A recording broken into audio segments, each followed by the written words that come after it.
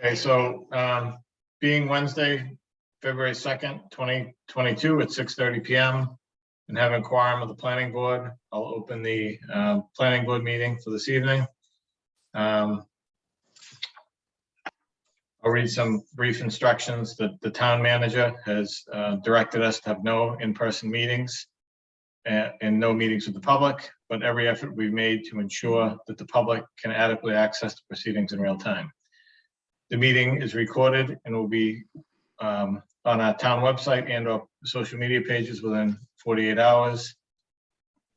The following members of the planning board are participating remotely. I'm Patrick Driscoll, the chair, Mr. Raymond Ajemian, Mrs. Jean Garino, the clerk, Mr. Michael McDonald, the vice chair, Mr. Stephen Geller, and two associate members, Mrs. Julia Sant'Angelo and Ms. Astrid Rojas.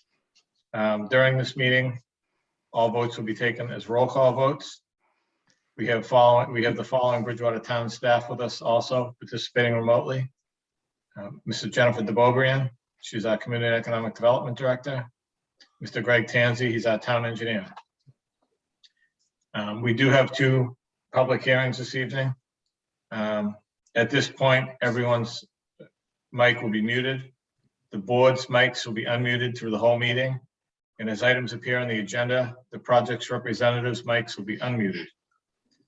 When we have a public hearing that allows for public comment, we ask that you use the chat feature to ask a question by listing your name, address, and question. The host, who is Mr. DeBobrian, will recognize all questions in order. You can also use the raise my hand feature in the chat participant menu, in the participant menu, excuse me. And you'll be unmuted when the chair recognizes you, or the host, again, who's Mr. DeBobrian. Again, please state your name and address before asking any question. If you're on the phone, you can dial *9 to raise your hand. And we do have two public hearings this evening. The way the public hearings will work is we'll ask the project's representatives to present their project. We'll then ask the board to ask questions and interact with town staff, and then we'll open it up for public comments, questions, concerns. Again, just state your name, address, and your name and address before stating your question. So I'll open our first public hearing this evening. What we're going to do is we're going to do the two public hearings, and then we're going to do the two requests for minor modifications. And then the last public meeting that we'll have this evening will be the master plan presentation. So I'll open the 31 Perkins Street public hearing. This is the store space site plan review continuation. Representatives from Silver Engineering, I believe, are with us. So at this time, I'll turn it over to them. Good evening. Larry Silva from Silver Engineering Associates. Offices at 1615 Bedford Street in Bridgewater. This is a continued public hearing on the Perkins Street site. At the last meeting, we made a presentation of our site plan. At that point, there were a number of comments that were indicated. There were some neighbors who participated also that had some comments. And as a result of that meeting, we made revisions to the plan, added things to the plan that was not on the previous one. And those are identified. I can kind of run through what some of those items were. For example, we added a landscaping plan, and that landscaping plan provided for plantings in the front of the parking spaces that are, as you can see there, along the side on Pearl Street, and in the area behind where the enclosed dumpster is located, just behind the parking spaces closest to the building. So that these landscape features were added in response to comments that were made. That dumpster location, by the way, is an enclosed dumpster, and that was also emphasized by the neighbors that they were concerned about, where trash was going to be and whether or not it would be sort of concealed or and protected, and it is in that location.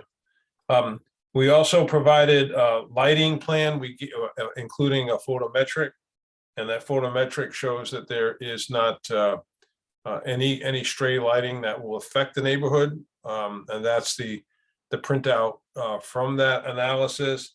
We provided cut sheets for the lighting fixture themselves, so that would be identified, and we provided. We made some clarification on the sign, that we removed the sign that was in the front of the property near the parking. From the client has indicated that they have no plans to put a ground mounted project sign right there, that they have enough signage that's on the building itself. And that's one of the other items that we provided, was the board asked for color elevations of the building, and those were provided. As you can see them up on the screen there. Its store space is pretty well identified as part of this upgrade to the building itself, and I guess they felt they didn't need a freestanding sign at this point. There was there was comments from the water department about doing testing, and what we've asked is that as a continuation, as a condition of approval, that testing be done on the hydrant at a later date. It's obviously the dead of winter. We've had some significant weather, and it's something that could be done in conjunction with some of the mechanicals that are being done for the building itself. So we felt that could be easily conditioned. Aside from that, in between the last meeting and this meeting, we went to the zoning board of appeals. Zoning board of appeals granted a variance for parking because this category of self-storage is not identified in the Bridgewater zoning bylaws. We went there and asked them for relief from it, and they provided the requested relief, which we have the parking that is shown on the plan. And I should note that on those spaces, which was also indicated to the zoning board, that the five spaces that are shown to the rear of the building are what's designated as live parking. So you can't, it's not unintended vehicles, but there is some live parking there that are part of those spaces. Those are probably going to be very seldom even used, but they are identified there. And the reason why they're live parking primarily is because in the wording of the access easement that encumbers this site, it does not allow for normal parking spaces. It only allows for live parking within the easement area. So that was identified to the zoning board when they were making their decision. From the last plan to this plan on the Pearl Street side, you'll see that the loading area was modified somewhat. It's not a drive-up dock. It's basically, it's a way to get access, a ramp to access into the building on the side. And we picked up two parking spaces there, where we had lost two on the back side, where the live parking is. And so I think that's kind of the summary. We tried to address all the other comments. The do not enter and signage on the Perkins Street side. We added sidewalk. This is kind of like just straight out pavement coming from the building. But what we've done is we've added in actually defined sidewalks in along Perkins, turning into Pearl Street with which ADA ramps on them, and it's really an improvement, a street improvement in that area. I think that's kind of the overall summary. I don't know if I missed anything, but I know that it was reviewed by your town engineer after we submitted it as well. And I'd answer whatever questions you might have.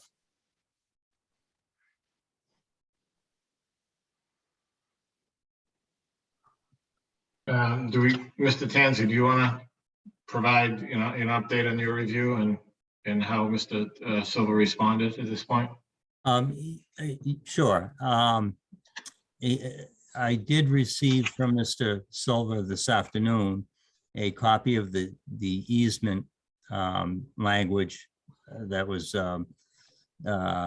written up for the area in back of the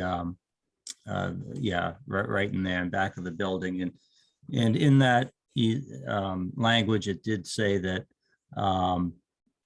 this area can be used for live parking. So it appears that that's fine to use it as long as it's for temporary short-term live parking was the verbiage that was used in the easement description.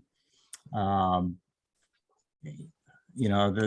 revised plan, like Larry said, he's provided an ADA sidewalk all along Perkins. There's some landscaping plan. It really is an improvement to the site. I spoke with Jonas in the water department, and he was satisfied with the water service connections that were shown on the plan. And he was okay with doing the fire hydrant testing at a more opportune time than right now. And that can be done as he was perfectly fine with having that done as a condition of approval. Again, the do not enter sign and the traffic flow, the applicant has justified what he is doing there. And I think that's an optimal approach. I think it just helps the traffic, loading and unloading. The only comment that I had was it dealt with the trench drain up going towards Pearl Street along the top of that. Right in there. I don't have a problem with using a trench drain and going from the manhole and then discharging out at the outlet. The only issue was that pipe going from the manhole to the outlet. It wasn't specified. It would have to be a concrete pipe, but going underneath the two parking spaces, I mean, you really don't have quite enough cover. You don't have a foot. And I don't even know with the thickness of the pipe, if that might even be exposed, or it might be covered in an inch or two at best of pavement when it's paved over. The existing condition, water comes off, there's a trough. There are downspouts in front of the building, and it discharges into an existing concrete gully that discharges out onto pavement that goes out onto Pearl Street, and it's picked up by the existing catch basin right there. I mean, that's an existing condition. Conceivably, you could keep that condition as long as that discharge is not gonna go overland and cause a scouring issue. As long as it maintains its same course and path, the drainage would not be altered. I mean, that's a possibility. If you were to pursue that, I would recommend installing a hood on the outlet of the catch basin that's being the existing catch basin that's being pointed to, just for extra protection. And it would cause an improvement in the overall infrastructure. and that would also go to meet the performance standards of a redevelopment project like this. I mean, that's an option. Either that, or if he wants to go with a trench drain, he really needs to provide a detail so that it gets constructed properly. There's a lot of trench drains that have installed slopes on them. And, there's different grate materials that go over these trench drains that, you could get something that's aluminum or steel or cast iron. It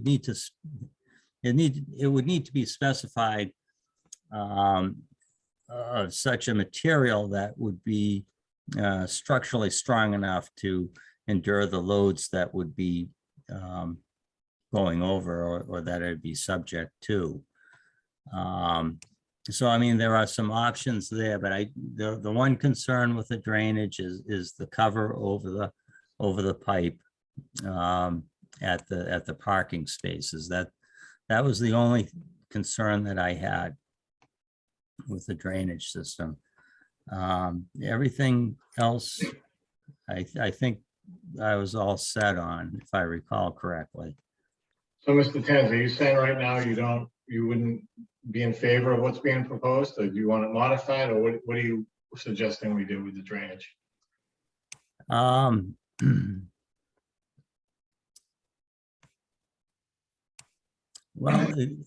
is there any way that you can increase the cover over that proposed pipe? So there are two different issues, the trench drain and the cover over the proposed pipe, or are you saying that? Well, no, it's just the cover over the proposed pipe is what is the issue. And that's why they're opting to use a trench drain? No, the trench drain is what's causing the need for the pipe from the manhole to the riprap outfall. And that pipe just doesn't have the same amount of cover over it that it would have in the other grading scheme. But what I'm saying is that trench drain could conceivably be eliminated, and the roof runoff could make it to the existing catch basin like it's doing now. And then you won't have the need for the pipe. Therefore, you won't have the cover problem with it, nor would you need to provide an additional detail of the trench drain. Mr. Chairman? So, go ahead. I think that what's being identified is something that in a condition of approval, we would just work with Greg, and we'll either go one of those two options, either get additional cover over that pipe and then provide the specification on that trench drain, or we'll go the other route that he has indicated about going to that drain that's on Pearl Street. We could work that out, and then that would be just in the final plan brought back to you. It'll identify that whatever was decided upon, but that we'd work that out with Greg at that point. Mr. Tanzer, do you have a comment on that? I'm fine with that approach if the board is. So I read your letter. It seems like most of the issues were addressed. Yes. Is this your only issue, this drainage pipe and drainage trench at this point? Right. Yes. Yeah. And I think you said, so two of the things we asked for in the last meeting was a lighting plan. And I looked at the lighting plan. It looks like there's no spillage onto Perkins Street or surrounding properties. Is that correct? That is correct. I was perfectly fine with that lighting plan. And they also had I saw Melissa Dejean do a landscape plan that I thought was pretty nicely done. Is that also right? I thought it was a nice plan too. I mean, I think that's going to really dress up that corner of Perkins and Pearl Street quite a bit. I mean, I've been out to the site twice, and it's not the prettiest sight. Yeah, but this is gonna improve it by quite a bit. This'll go a long way. Again, it's functional. They've got ADA sidewalks and, you know, I was very happy with the landscaping plan. Do you have any more comments, Mr. Tansey, before I open it up to the board for questions? I do not. So could we have board questions for staff or for Mr. Silver at this point? I just have one question, Mr. Chairman. Considering the size and age of this building, I was a little dismayed to see that the fire department hadn't evaluated it.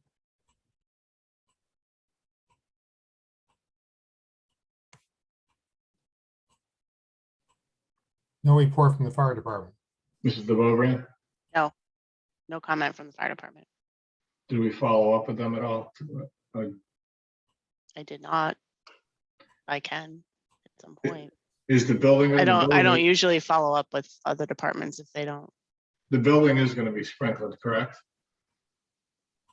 Your building inspector has his hand raised if you'd like to. Sure. Go ahead, Steve, you can unmute yourself. Mr. Sly?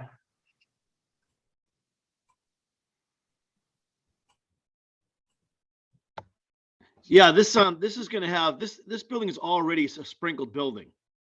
And with the remodeling being done to it, it'll have to meet today's code. So it'll be a full upgrade. But at this moment, this building is already a sprinkled building. Okay. Mr. Jemming, does that answer your question? Do you have any more questions? No, it's my only question, but I'm not sure it answers it. If a particular agency does not respond, are we taking that as a affirmative that they say things it's okay, or they just didn't respond? I'd like to see the fire department give it it's okay, that's all.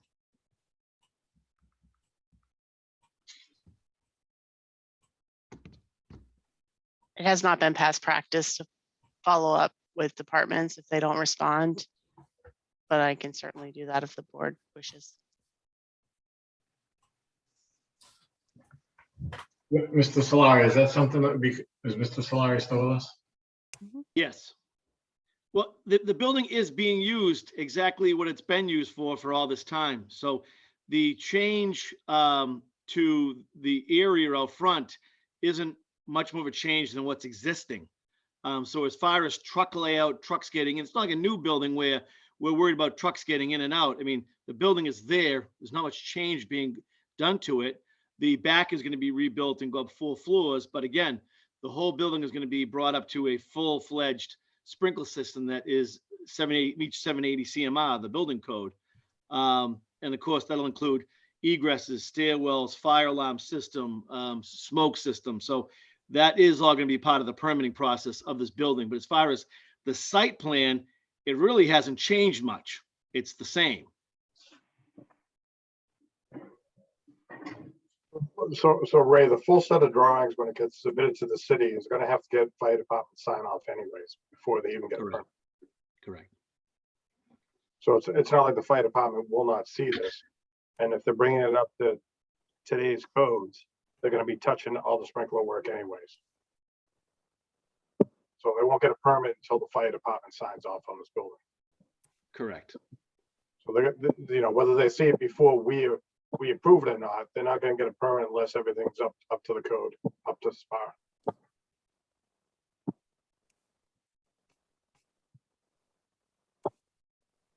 That help you? Mr. Jemming, Mr. Geller, anybody else? Does anybody else have any questions? I have one more question, and the question is, I know we have enough building lighting and everything else, but now that we're going to have parking in the front for the public to go in and actually use it, and we're adding some lights in the front of the building, do we feel that that's sufficient? That is sufficient lighting? I see the hours that they're only until 10 o'clock at night. Is that sufficient lighting for safety going in and out of the building? Greg, did you see any problems with that? I did not see any problems with it.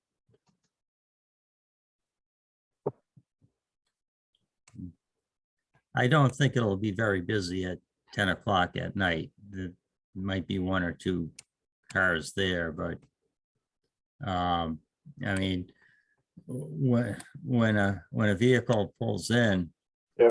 I mean, they walk across an aisle and they're in the door. You know, so I really, I did not see any issues with that lighting plan. Okay. Mr. Jemian, Mr. Geller, any other board members, any questions?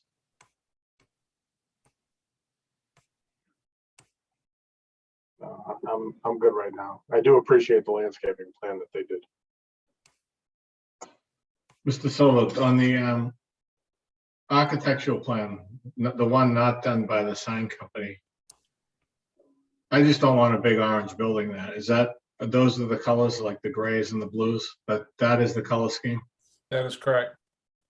Do you know what colors, did they identify colors or anything? Is that, That's their company stores. They have many locations, and that is the motif that they utilize. and that's, Grays with that's like a gray or a blue, or what is that? Yeah, it's like a gray and a red, like a, And that, this is representing the actual colors of the building, correct? that is correct.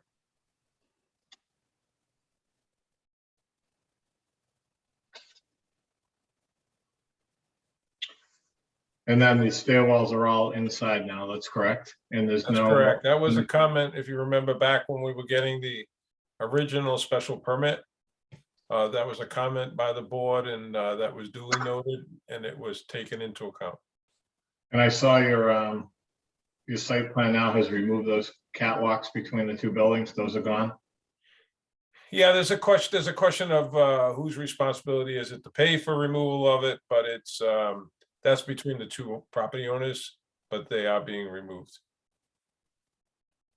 Mr. Solari, is that something that we should condition or you're gonna handle? I'm gonna have to handle that because the building next door, who's with the previous owner still owns, has a business that's on the second floor that does baseball. And they're gonna be required to somehow come up with a new second egress, so another set of stairs replacing the balcony that goes across to the other building. So that's something that I've already looked into and already been in discussion with, and I will talk to the owner of the other building when the time comes. Well, just for aesthetics, I mean, should we ask that prior to it? Is this gonna require an occupancy permit at some point, or is it? No, or is it already, so this already has, are they gonna vacate the building and have everybody take this? No, I do not think so. So this will not require an occupancy permit because the building already has an occupancy permit. It's just going to require a final inspection for the project, the whole project, from everybody to sign off on. It So may how would we- require, it might have a partial one though for the back side of the building, the back section. Yeah, well, I'll look at it because a lot of times additions to buildings, it is a percentage. So I will look up the percentage when it comes down to it. And it's really an easy thing to do, an occupancy permit for the back section. I have not received interior plans yet, so I really don't really know exactly what, what is the layout and the inside is at the So moment. We did provide those though. You haven't seen them probably.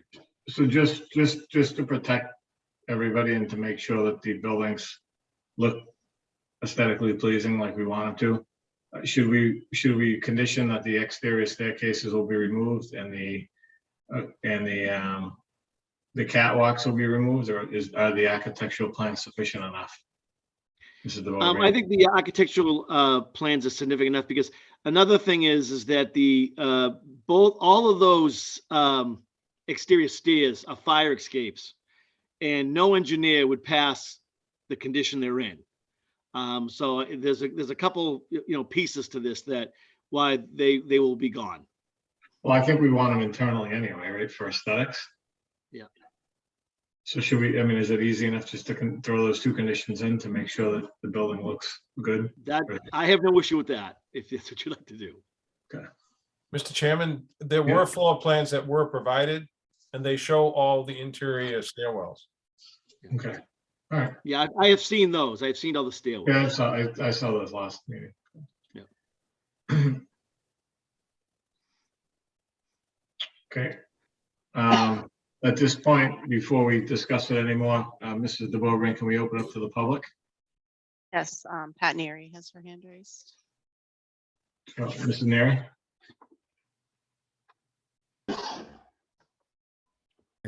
She's muted. I just unmuted her. She should be able to unmute herself.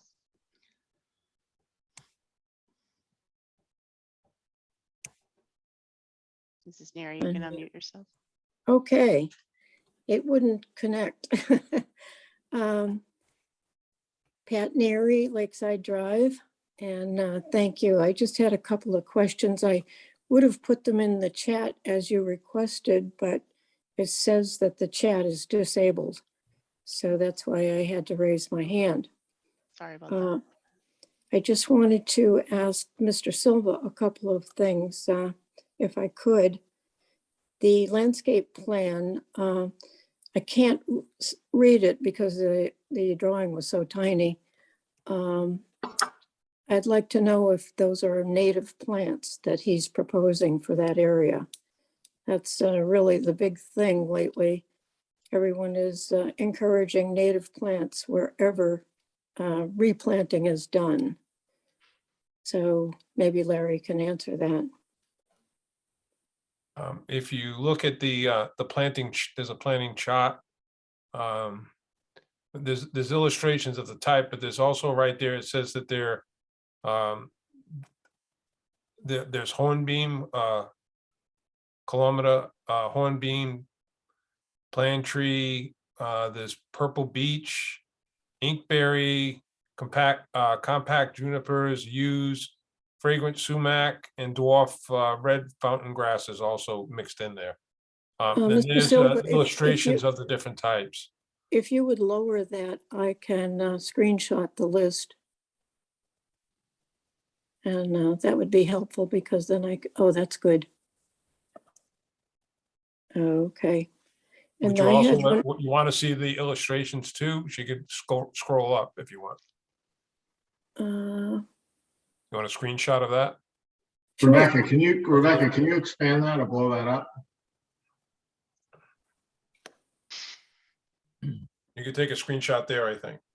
Okay, I will do that. Thank you. Okay. The other question I had was, I know that you've been cautious about the lighting, and you may recall that I'm very concerned about extreme lighting in our area because we have so much light pollution. I'm wondering if you were trying to follow the dark sky regulations, because that would be helpful. And are any of those lights on motion activation? Mr. Chairman, you want me to answer? Sure, Mr. Silva. Okay. I can't tell you specifically whether or not that first criteria of the dark sky was the criteria for design. I really can't answer that. And as far as the second question, with regard to whether or not they're on motion, I am sure that some of them are on motion. They're not identified per se. And I'm sure that there's a myriad of cameras that will also be part of the part of the design there in order to make sure that everything is secure. So some are motion activated and others are not. Others will Yeah. stay on probably all night. No, Okay, there'll be some that'll be on all night, but that'll be minimal. Those are just almost like highlight, just to make sure that if up to while they're open, there'll be more lighting. When they're closed, it'll just be enough to maintain a security setting, basically. well, I think my outlook on light pollution, because we suffer a great deal from it, especially over in my area with all the new development. So anything that you do with this development, as well as the ones in the future, please keep that in mind, Mr. Silva. I think what you're asking is maybe if the planning board conditioned that some of the after hour lights be somewhat motion activated so that they still get the security. Mhm. I think that might be a good approach for the after 10 o'clock at night scenario when they're not open. That would be a great approach. Thanks for that suggestion. Okay. And thanks for the answers. Mr. Silver, in follow-up to Mrs. Neary's question, a cut sheet was provided for LED wall lights. Yes. Are these the only lights being proposed for the project? Those are the main lights that are being proposed along the building face. And they're all downlighting? They're all downlighting, and that's how you achieve the numbers that you have in the photometrics. So when you say that these are on the building, are there any other lights proposed? Those were not identified to me as any kind of small light next to a door.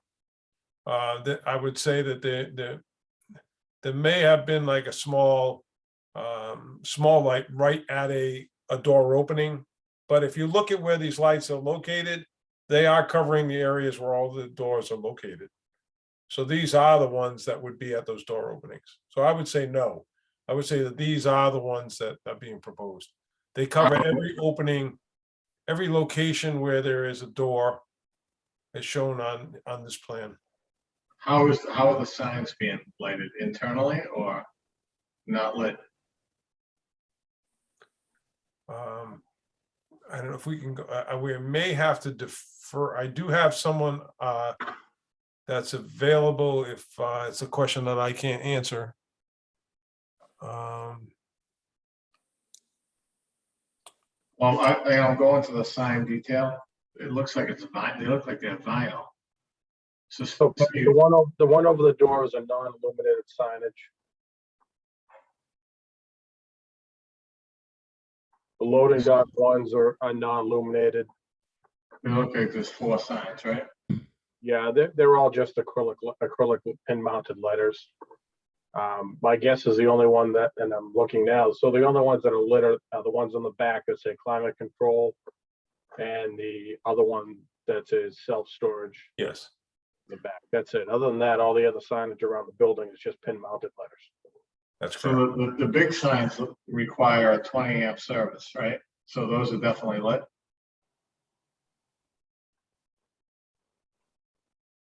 Yeah, the cut sheets show that they were lit internally. They're LED powered. And that complies with our lighting regulations and sign regulations in town. They need to be, or else they won't be able to be permitted.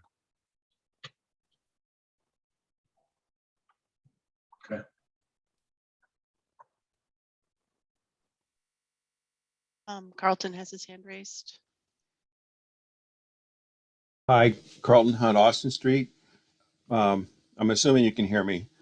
Yes. I'm looking at the red colors of that building. I don't think they fit with the downtown and the Bridgewater motifs, if you would. Is there any way to have them subdue the red? Also, absolutely no internally lit signs on that. There's no need to light up the sky, especially if we're going to develop the Perkins property. There's no reason to light up the sky with that kind of sign here in Bridgewater.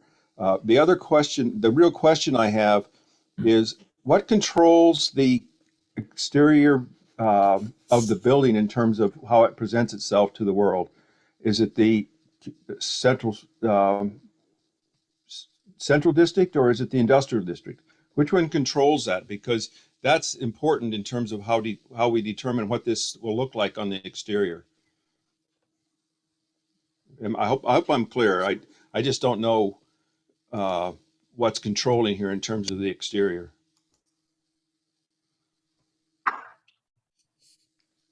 The site is predominantly industrial. I'm not sure Yeah, I but what's understand the controlling? question. What's controlling? I don't think the bylaws are written in such a way that one controls the other. There is an extension of one district, I think it's 35 feet. So if you took 35 feet from that line that you're seeing that's diagonally across the tail end of the building, that pretty 30 feet. much means that that everything is primarily industrial, except for that little jog at the tail end of the building there. Well, So I yeah, would you say can make, that it's industrial. excuse me, you can make, That controls it. I hear you, but you can make the argument both ways. And the fact that it's a greater percentage in the industrial it's not in our zoning that I know of. And I would like to see this building comport more with the central business district design criteria, if at all possible. I just don't like large internally lit signs with bright red. I know in Duxbury, one of our famous coffee places was required to tamp down the color of their presentations into grays. So I'm just posing that as something that I don't think those bright red signs are going to do much for the town. Thank you. So I don't believe there's any design criteria other than from the mixed uses in the central business district, but Steve could correct me if I'm wrong. I You're agree, correct. and that's what I'm referring to. Yep. This is a pre-existing non-conforming grandfathered industrial use. It's allowed by right. And even though there's a split between the two divisions, it is considered an industrial use totally, even though that is in part of CED. So it falls under all the requirements of industrial A, I think.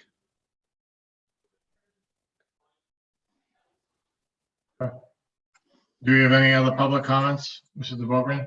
I don't see any, and I re-established the chat, so I don't see anything. Okay. Any other board questions at this point?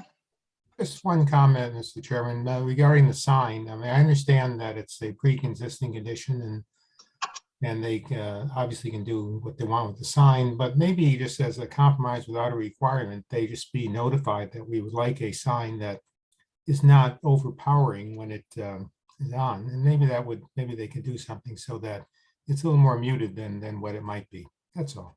We're not internally lit. And whatever they can do to make it so that there just doesn't, you have a bright sign like the thing on Main Street, the credit union, whatever it is, the bank there, terrible sign. You know, Without a requirement, I'm just saying, Larry, maybe you could talk to them to just do something that's a little more muted of a sign, that's all. you know what? So Mr. Silver, just a quick question for you. So one thing I mean, I agree it's pre-existing and everything, and I'm concerned about the size of the building and the lack of windows and just how big or ugly it may look. So to get to Dr. Hunt's point, the colors, I'm looking, I just went online. One project, what we did was, there's a lot of reds and blues and grays, and I mean, almost all their colors are here. If just so we don't end up with some bright, obnoxious colors. What we did, I'm looking at the last project we did on Main Street, which was a mixed, not Main Street, on Broad Street that we did with those mixed use. There's plenty of blues to choose from. There's plenty of reds. We limited to the historical colors of Benjamin Moore. Just would they be? I'm hesitant to try to make that kind of commitment because this is not a mom and pop business in which they don't have other stores. That they have quite a few other locations, and for them to not be able to follow their branding is, I don't know if I don't think I can. How about if we just did that for the skin of the building and not the sign? Just to make sure we don't have a big bright blue or bright, because there are no colors identified, just to make sure that it blends to some degree. Mr. Chair, I have a question. Can we have them submit a color sample of the drive that they put on the building?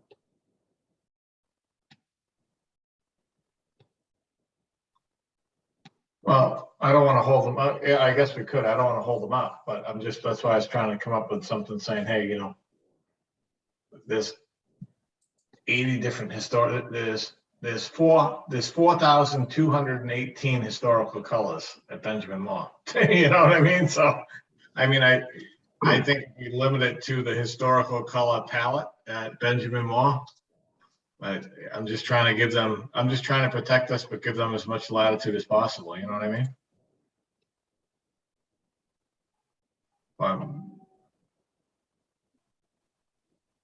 Yeah, but I still think it's gonna come down to actually seeing a physical sample.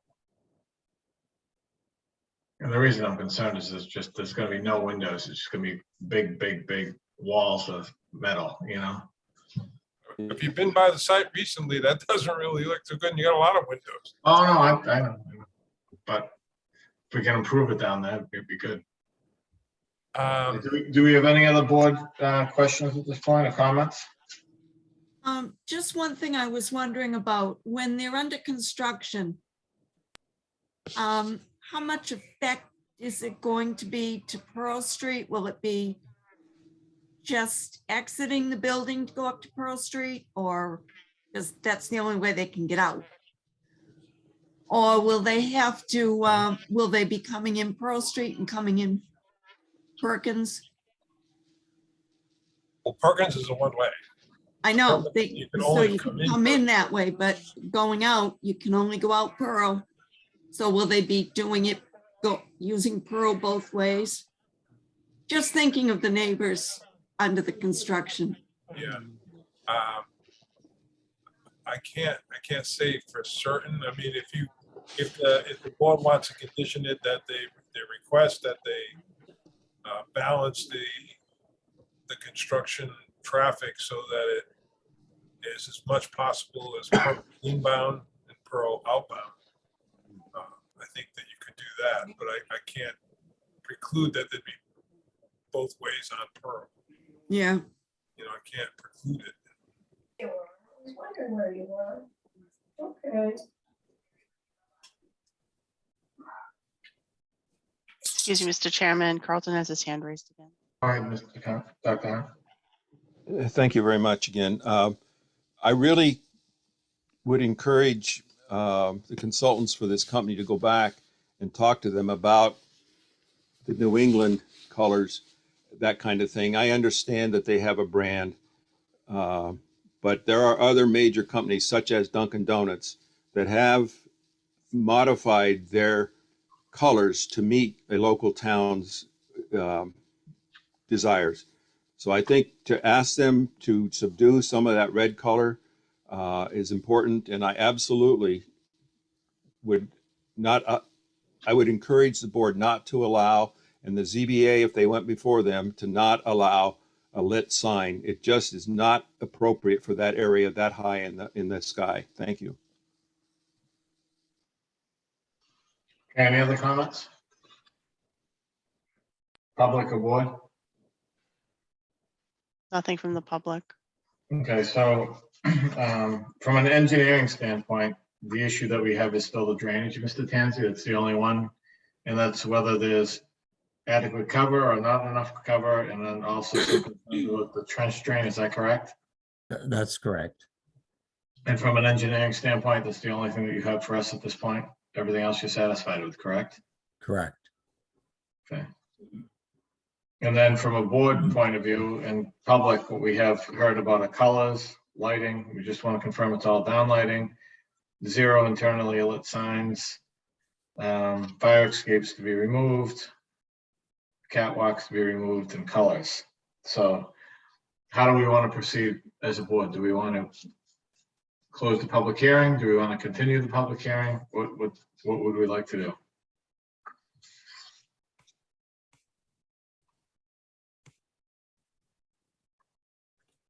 And if we continue it, what are we looking for, I guess, is what I want to know.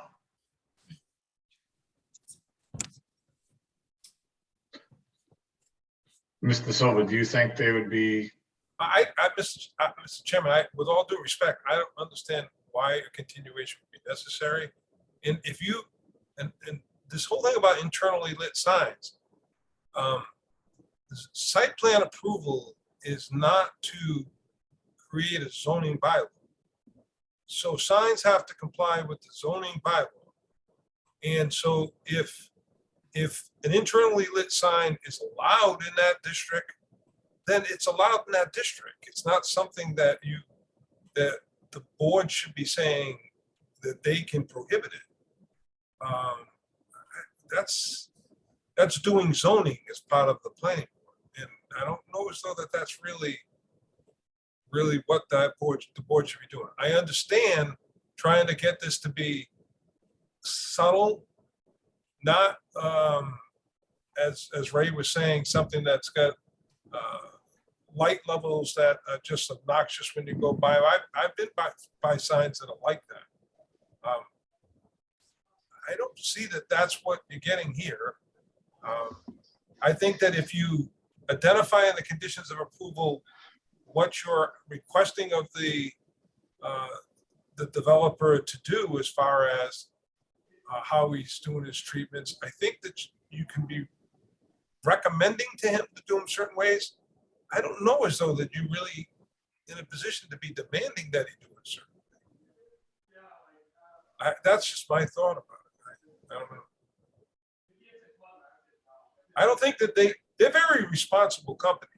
And if it's expressed that you're looking to have it done that way, I think that they'll try their best to do that. But this is a corporation that has certain parameters, and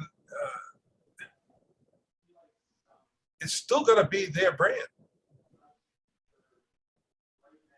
I don't know if we could pull up on a Google Earth and you could look at another one that they have done, and you could see what they look like, but they're not obnoxious buildings. I am looking at one in Rochester, New York. That is a gray tone. And it appears to have a smaller kind of sign on it.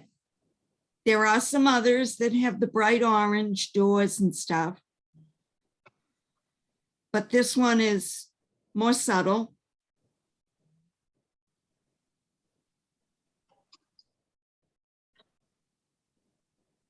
Mr. DeVorio, Yes, when we approve the special permit for the expansion, in our conditions, did we leave any latitude to further condition the building or not? I have to look it up. I don't recall it. I'll have to open it. Hold on one second.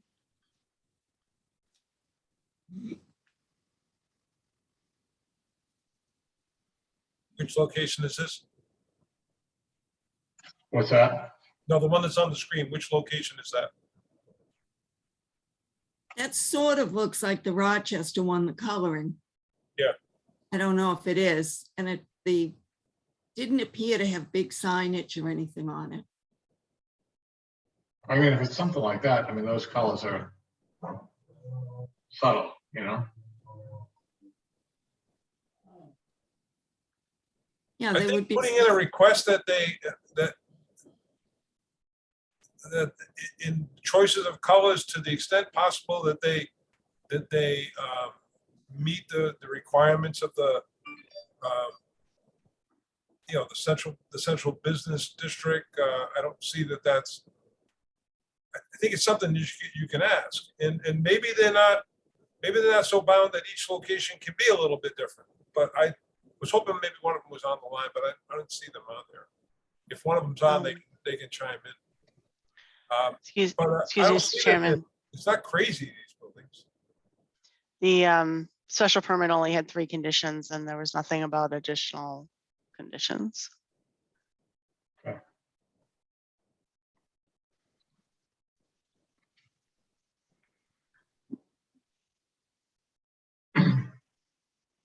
All right, so I'm just looking for some direction from the board. Do we want to see a color palette? Do we want to condition the plant, condition it? Do we want to add conditions, remove conditions? What, do we want to close the public hearing, get more information? What would we like to do at this point?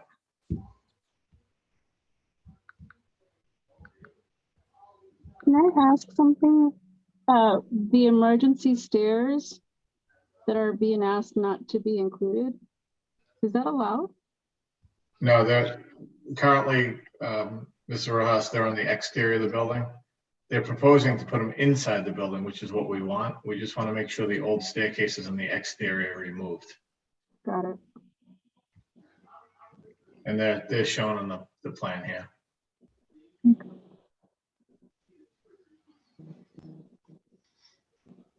Do we have a motion from the board in one direction or another to close the public hearing, to continue the public hearing? At least we have a discussion on it. I guess from my perspective, listening to Larry and others, I think it's important that the color scheme in the sign is decided upon properly. And whether we have the right to demand or not, Larry's indicate that they're a good company and they'd be willing to, listen to our concerns. Maybe it'd be best to continue the public hearing and just get a sample of what colors they intend to use and what the sign is. Whether we have the right to stop them or not, I guess we don't, but it'd be nice to see what we're gonna get finished.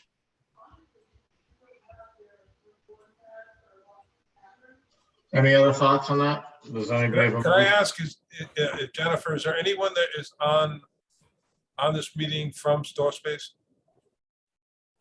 How would they identify themselves, Larry? And Rebecca, can you stop sharing? Because I can't really see who's on without. Sorry, thank you. I have one phone Esther. number that I don't know. Everybody else I think I know. I would ask that if that is a member of Store Space, if they could identify themselves and maybe shed some light on these questions that have been raised. There's a phone number, 617 phone number that ends in 970. Are you a member of the Store Space company?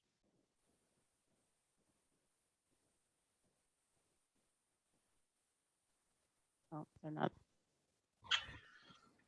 unmuting, so I guess that's a no. Mr. Sommer, what if we did this? What if we said something like, Oh, okay. No, they're not. They just told me who they were. They're not. what if we said that the colors shown on the architectural plan have to be chosen, have to be similar in color to a Benjamin Moore historical?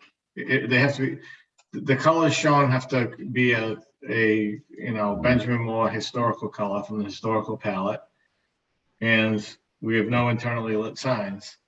And then if they can't comply with that, they can always come back for a minor modification. I don't want them to agree to a no internally lit sign in this kind of business. I can't say without. I was really hopeful not to have to continue this, but it just seems to me that we provided you what you asked for, which was you wanted the colored elevations of the buildings on all sides. We had showed you the ones on the backside before. This question had never come up before. So all we did was basically show you the same elevations, but around the whole building. And now it's taken a different direction now. On one of the plans that we've seen, Mr. DeVogran, Yes. there were colors called out. I just can't find that plan. There were actual colors and they were Benjamin Moore colors. Was it in the first hearing that this was before I'm not you? sure, but there were actual colors presented to us on this project already. I just can't find them. All right, give me 1 second. I'm trying to do everything by myself, so it's going to take me 1 second.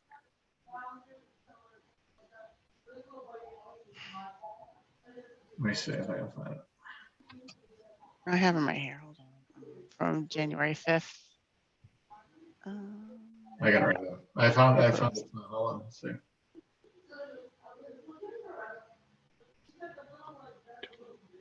There's some nice darker reds there with grays.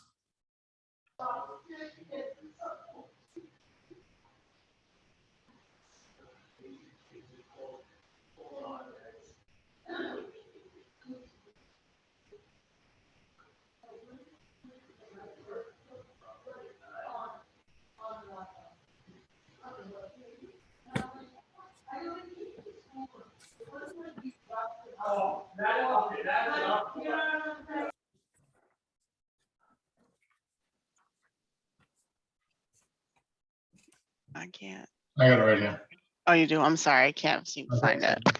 All right, right here. So they have Sherwin-Williams Nebulous White, Sherwin-Williams SWS 663 Monorail Silver, Valspar Charcoal Gray, Sherwin-Williams Formula Red, Sherwin-Williams Indigo Blue. There you go. Where was that one from? Was that from the earlier submittal for the special permit? The issue date was 3/17/21. That's Yep, from the that would've earlier been it. submittal. It's from the January 5th submittal, I believe.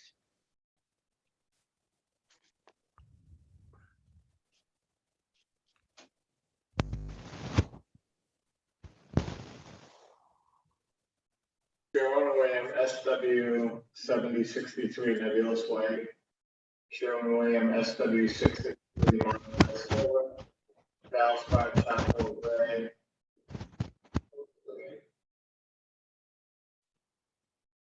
Formula Red, and Indigo Blue.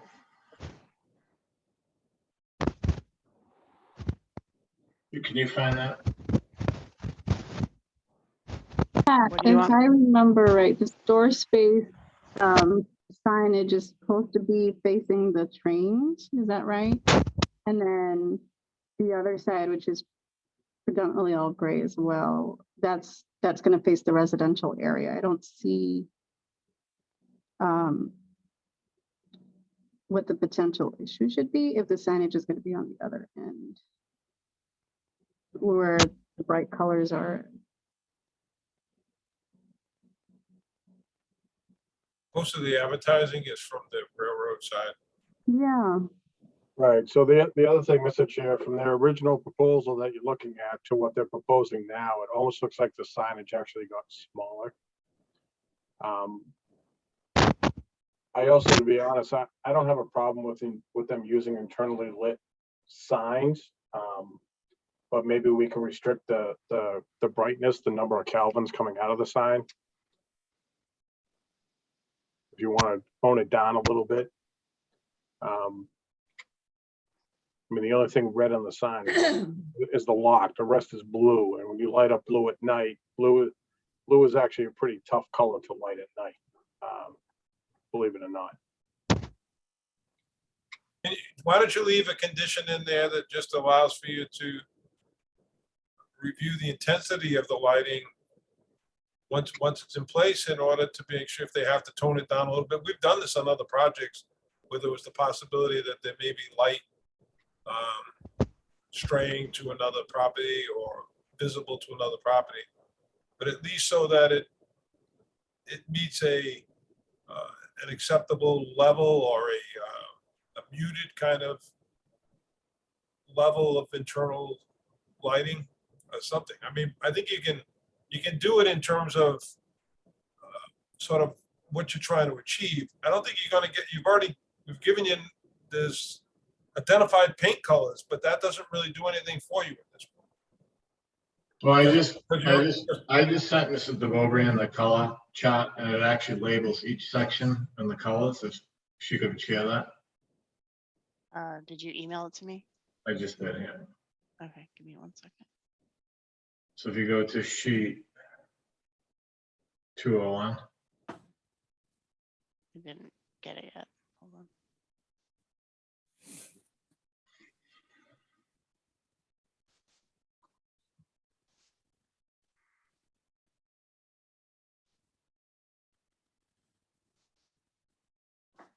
It doesn't come. Oh, here it is. Okay.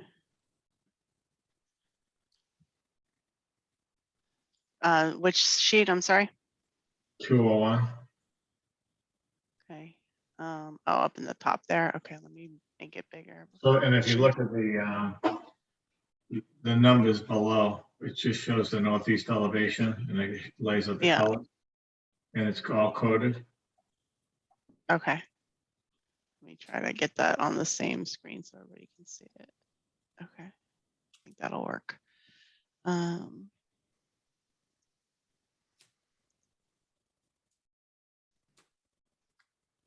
So we got the colors up here. Yeah, so, yeah, and then Mhm. coated down here. correct. I can make it bigger, but then you lose. You can't have them on the same screen. Do you know what I'm saying? Like if I do that, So a large chunk of the building is white with the accent colors. yeah, Also O2 is monorail silver. So the majority of it's white and silver, correct? that's what it says. And then charcoal gray on the bottom, right? Yep, And then can you go back up? yep. The indigo blue is the sign Yep. And the red is the The trim there. trim.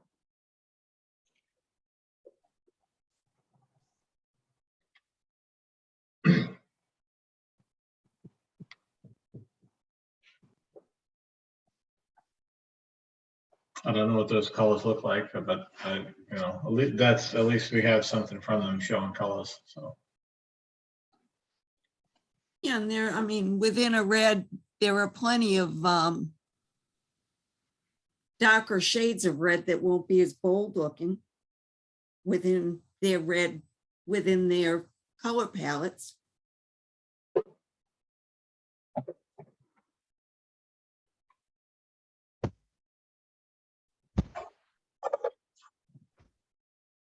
So what we could do is accept these colors, but ask them to use shades of historical colors if possible, right? Or do we want to make that the stronger condition? Or do we want to sample? Because we can't close the meeting and have a sample come in and debate it. So we have to decide if we're comfortable with their colors, we want samples. They did submit this though.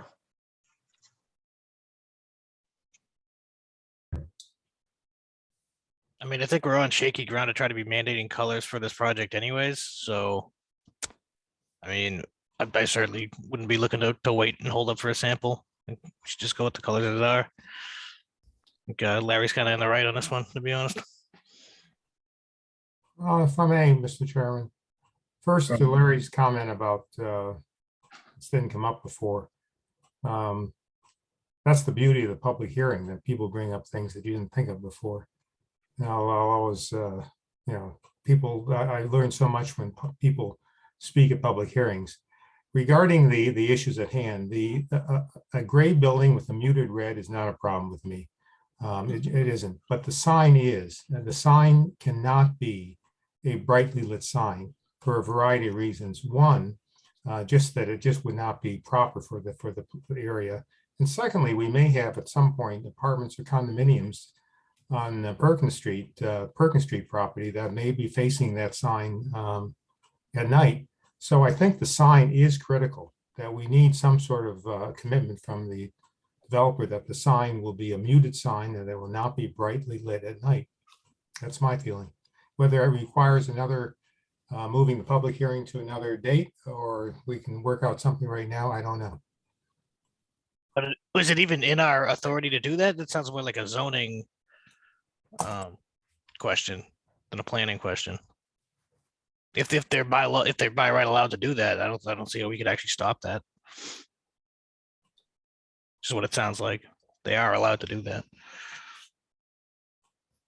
Oh, we can condition it and they can, we have the ability to condition a site plan, so.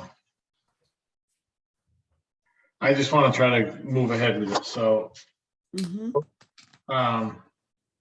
Do So we, Larry, do you think that they would want to, because it seems like now we're probably getting stuck at the whole signage thing. Would they be willing to use pin mounted letters and lit externally on the building? Then you're adding lights to the building. But you're lighting it against the building, lighting up the sign. so we can deliberate all this in our decision-making process. Do we feel we have enough information to close the public hearing, or do we want to continue the public hearing? What are your thoughts, Mr. Geller, Mr. Jimmy, Ms. Brino, Mr. The McDonald? only thing I would suggest, Mr. Chairman, is that if Mr. Silva's answer is going to be, I don't know until I talk to my client, you shouldn't close the public hearing because you're going to get new information.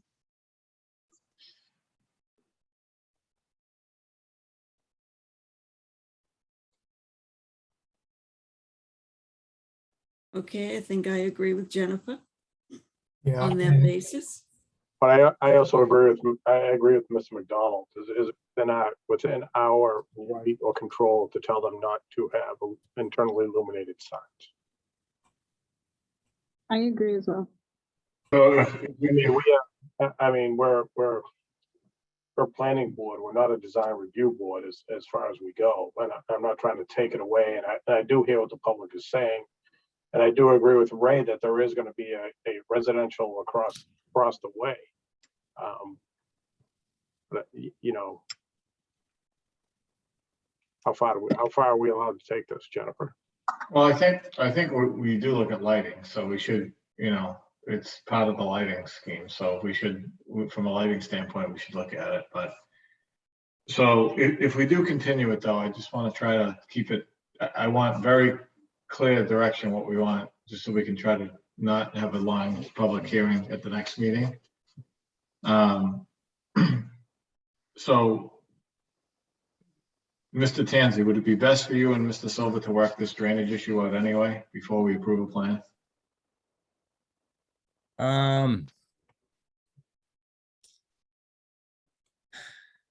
I don't think it has to. I mean, there could be a benefit to it, but I think the modification to the plan will be minor enough that it probably wouldn't necessitate keeping the meeting open or over the drainage issue. Okay. Do we have somebody trying to speak, Mr. DeVoe?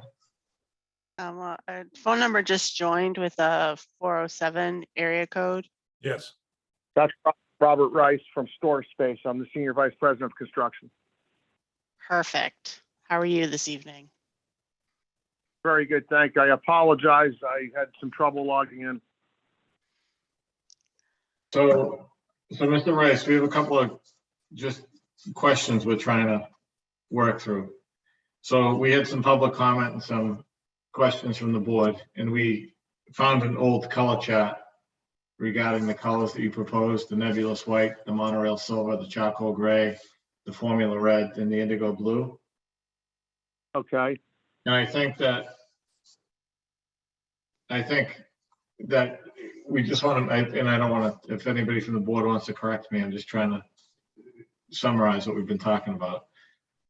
The concern is with such a large building, without any windows, with this big addition, and it being on a, bordering our central business district, we just want the colors to be soft, I guess, and not overpowering. So I think we're okay with like the general color palette, but we were wondering if, perhaps for your red, you could use like a Benjamin Moore historical red, or like a Newburyport blue instead of an indigo blue, just things like that are very close to your colors, but more historical and softer, so to speak. I believe that we would be able to work with you toward a more suitable color scheme. If we could keep the intent of our, corporate colors, or if we had to reduce the amount of colors, if you felt that they clashed, I could certainly get with my design team, and I would be willing to go ahead and make those adjustments. I would like to ask that if I have to change the colors of, the red or the blue to a color that becomes so far off from our corporate colors, if we reduce, if that doesn't work effectively, if we reduce the number of colors, would that help as well? But regardless, we are willing to go ahead and work through that particular issue with you to our, mutual satisfaction. But we want to be good neighbors and make sure that you guys are comfortable with what we do. So the short answer is yes, we will do that. If for some reason the color scheme just doesn't look like it works well, we may have to, maybe omit some of the colors or something like that to give the building a softer look. I don't think it's the color scheme. It's just that they were concerned that the colors may be on the extreme bright side. And they want them to be a little bit more on the muted side. So like, for example, a red is not to be a bright red. The red would be more on a softer red color. That's the kind of concern, not the palette itself, they seem to be okay with. I can certainly run that past the designer, and I think on this one, it's I want to say Sherwin-Williams is the color company, paint company that we had with the colors, and come up with something and get that in front of somebody for approval. My question would be, if for some reason the new colors in the palette are so far off from our corporate colors, would we be able to reduce the number of colors we use? Yeah. I mean, from my perspective, we just want it to look good. We don't want it to be Yeah. a bright, big, ugly building. You know what I mean? And I agree. we want it to We blend. agree. We don't. And the reason I was thinking and they can be Sherwin-Williams paints, but I was just thinking even if we conditioned it, that the colors have to be picked from the Sherwin-Williams historical palette or you know what I mean? Just to make sure that we have, a good looking project, that's all. I believe we can work toward that. I'm So if they amenable if they to- conditioned it that way, you'd be okay with that? Yeah, can I ask, I'm just out of curiosity, are we in like a historical district there? No, You're not physically in one. But I think it's part of the central business district, part of it, and we're trying to revitalize downtown. So to have a newly renovated building, even though it's a storage building, to have it cleaned up and landscaped nice and look somewhat attractive with soft colors, I think that would go a long way in that area.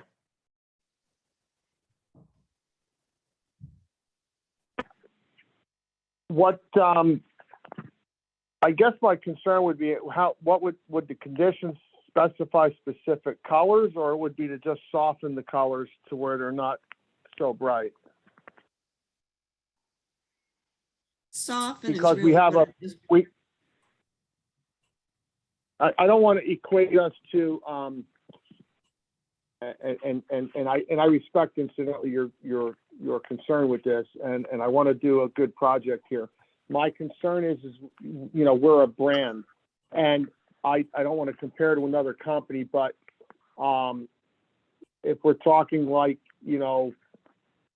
a national bank or a national large box retailer, and we're not, but like, a Home Depot or a Walmart or something, they have a brand that's associated with certain colors, and certainly they can mute their colors somewhat but still not lose their branding.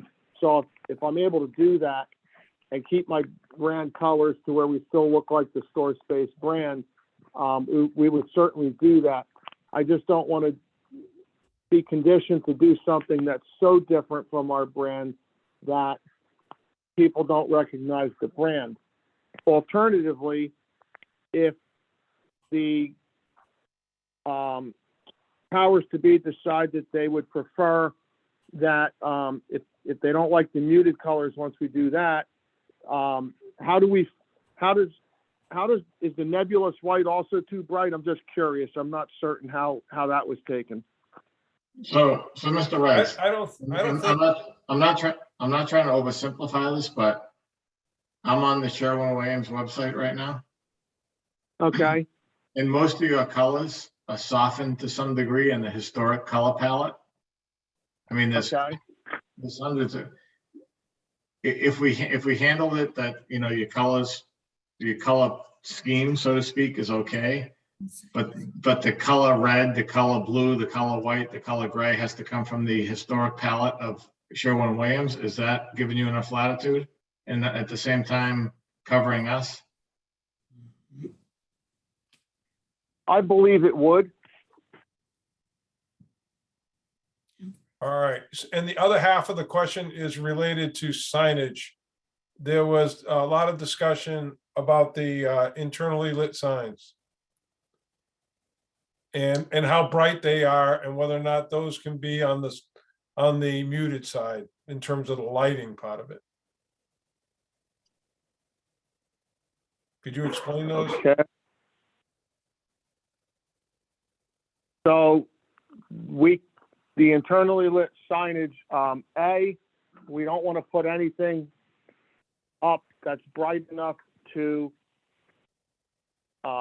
shed any light that would be considered a nuisance, let's say, to any surrounding homes or residential areas, number one. And the answer is, if we're going to be cautious of that. What do you feel we could do to satisfy the concerns of the board? What do you feel that we could do? What have other businesses done in a similar situation, given these circumstances? What do you feel that we could do to still be able to show our signage, but obviously not be so bright that it becomes a concern for the community? I think it's a performance spec, Mr. Chairman. Isn't that what you're really looking for? You're looking for the interior lighting to be a certain way? So I'd ask the board members, in terms of signs, do we not want any internally lit signs, Mr. Jemian, or are we looking for a very, low key internally lit sign? What are we looking for? Well, oddly, in my very younger years, I knew signs because my father was involved, but I don't know now. I know that an internally lit sign, a plastic sign, can be overpowering. And I'm I'd be against something like that. I know at one time people used to put lights behind letters so the letters would show up.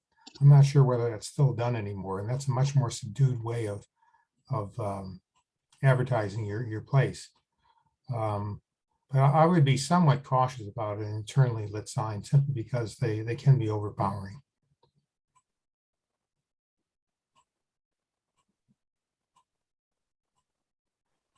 We Do you would happen to know that? work with you to try to reduce the amount of light projected, if that's what we need to do. We work with a national sign vendor that could help us do that. That would be good.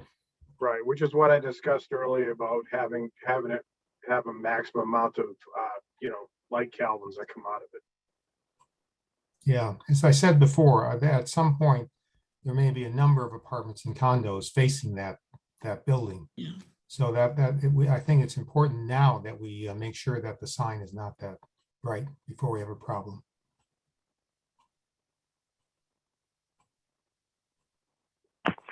If the Okay, modifier in there says that it can't be, it can't be a nuisance. I mean, isn't there a way for us to be able to condition it so that the signage cannot be a nuisance level?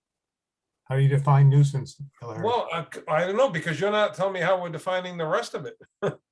I mean, Well, I think there are some signs by their nature do not throw off bright lights like some internally lit signs. That's all I'm saying.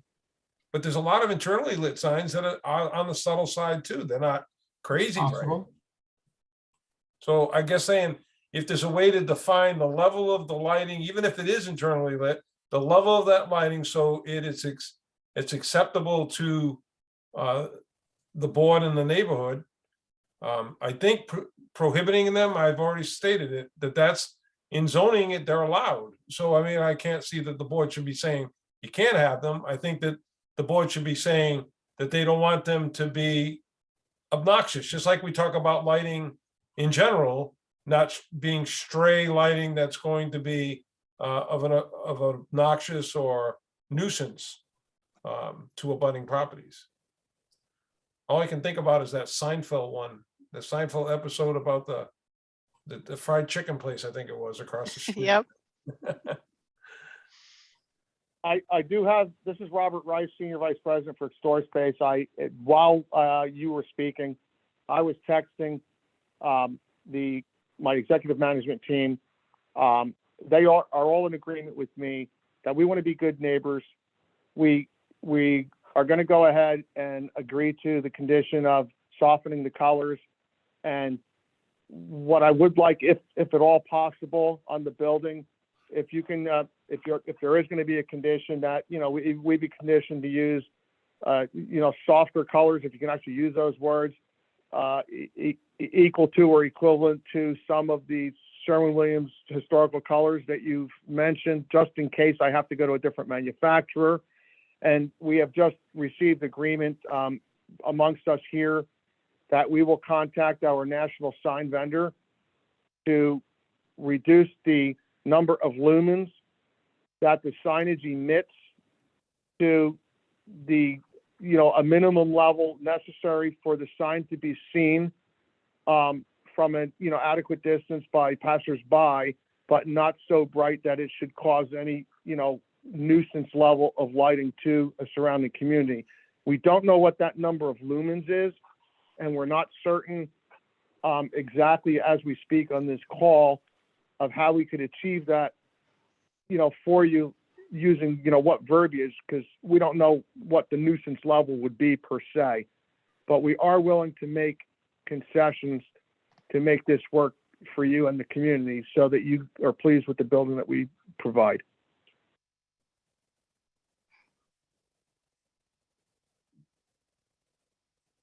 Okay. Any more board questions or comments?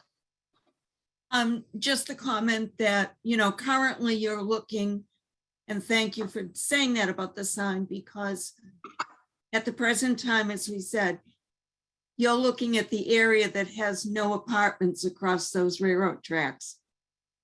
And that was what was thought of, that the sign that's facing the railroad tracks, so it doesn't annoy the people in the apartments. And it sounds like you'll work on it. Thank you.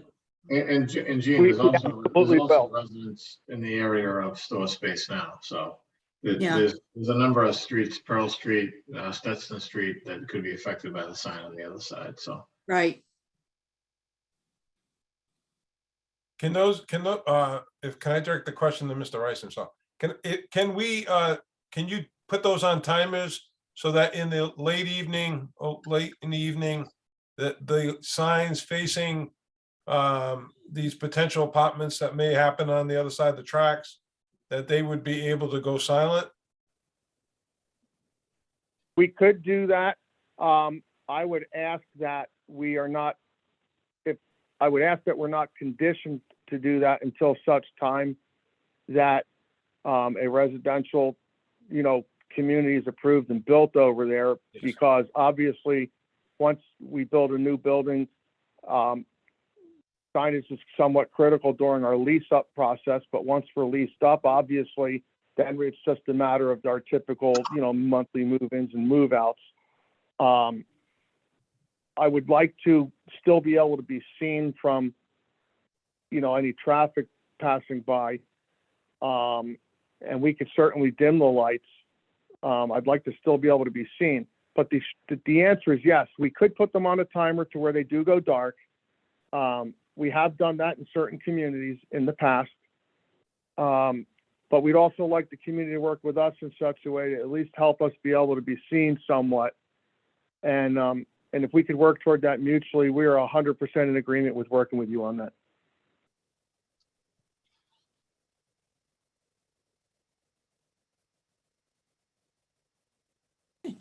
Okay, how does the board want to proceed? Do we want to close the public hearing, or do we want to continue it and get some more color information, more sign info, or what do we want to do? Can I make one more comment?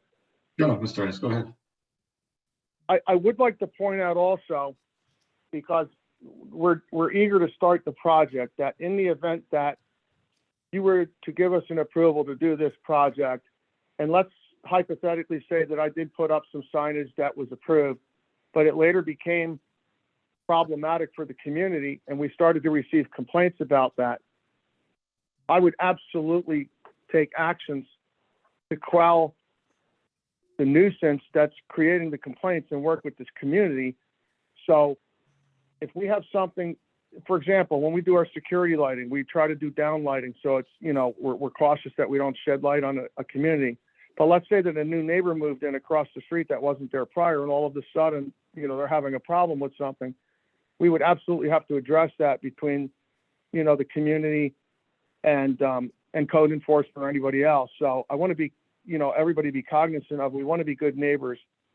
So what might not be a problem today, that maybe becomes a problem for somebody in the future, we're not going to sit back and take a position, oh, we were here first. We don't operate like that. And I know you don't know that now, but if you were to place a condition that if, you know, something became a nuisance later due to the construction of a residential community across from us, that we would have to address it at that time. I don't think we have a problem with that either. We do want to be good neighbors. And that's all I had to say about that. Thank you. All right, board members, where do we go? My opinion is this, Mr. Chairman. I have no problem closing the public hearing. I have no problem with the color scheme that's been the compromise on it, that they would use Sherwin-Williams antique colors, whatever they call them. Regarding the sign, the sign, to me, if the sign is properly done, I'm not sure whether it has to be dimmed at a certain time or not. It's another would be a subtle, it would be seen since it's obviously against a dark background by cars coming by. So if the sign is done properly, I think it could be a good advertisement and also good for the town. The question I have is whether we can get somebody qualified that would be able to advise the proponent on what kind of sign to use that would both advertise at the same time, not overpower the neighborhood.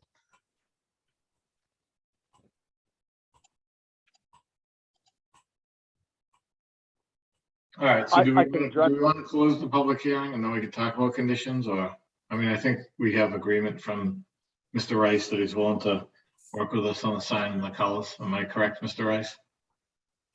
You are correct. And if I need to employ a consultant for the purposes previously mentioned by the speaker that just spoke, I will do that. And we rely on National Sign, but we also work with Tolite national firms. And I will contact more than one, up to 3 companies, and provide a consultant to address that. And we would be willing to submit the results of that to you. So we have no problem doing that. Mr. DeBovian, so Yes. instead of keeping, so the issues seem to be narrowed down to this drainage pipe, which Mr. Tanzi says he can work out with Mr. Silva, Mhm. and lighting and color schemes, right? Yes. Is there a way to close the public hearing but condition it that they have to come back before the board for approval on the color scheme and the signage? We can waive the minor modification fee. Well, I mean, I think we can condition the colors. I mean, they were pretty, the condition of softening the colors to equal the Sherwin-Williams historic color palette is not acceptable to the board. Is that, I mean, I'm looking at I don't know if we go to the Benjamin Moore color palette, there's a lot more options for them. I mean, Well, that's why I said to equal to the Sherwin-Williams, so that they have options, but they're equal to. Well, we could say equal to the Benjamin Moore, that way they have more, but they could mix it in the Sherwin-Williams paint, you know what I mean? Or similar to. Yep, that's fine. I mean, I think the colors we can condition enough that they'll have enough options and choices that they don't have to come back. I don't think that's a problem. The signage, I think, is going to be tricky if you guys have an issue with the lighting. So I think can we condition the signage that if it becomes a nuisance to the neighbors, that they will have to address it immediately? Once it's, Um, it's hard to. So what I would suggest to that is that what you've done in other projects is like after a year of occupancy permit or final inspection or whatever, that you do a review of the project. You've done that in the past where if there's been any complaints or anything like that, you call them back in and have them make adjustments or changes based on whatever has happened over the first year of the project. How We would about, agree to that. how about if we condition the sign lighting to be reviewed?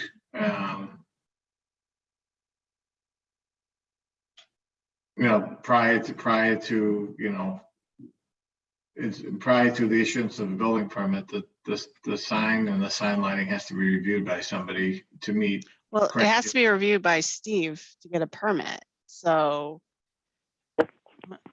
like, I'm not sure, like who's gonna like I think you're stepping a little bit into Steve's territory, I think. I mean, he issues sign permits.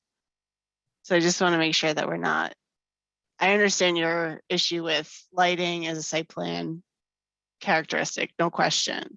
But this is signage and sign lighting, which I think is a little bit different.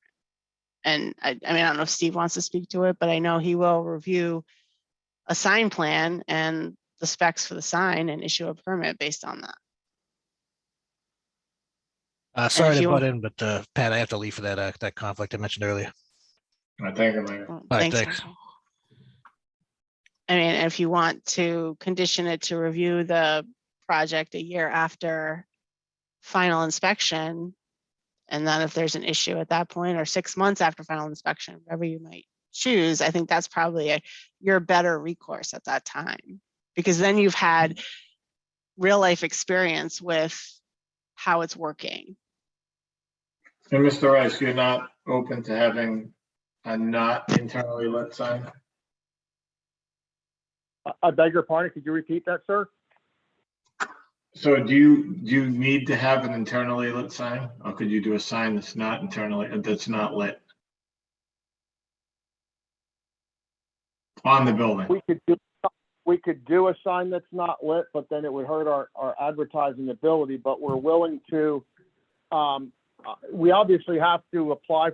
So what we could do is, because I want to work with you on this, the community, we could work on the sign permit separately perhaps.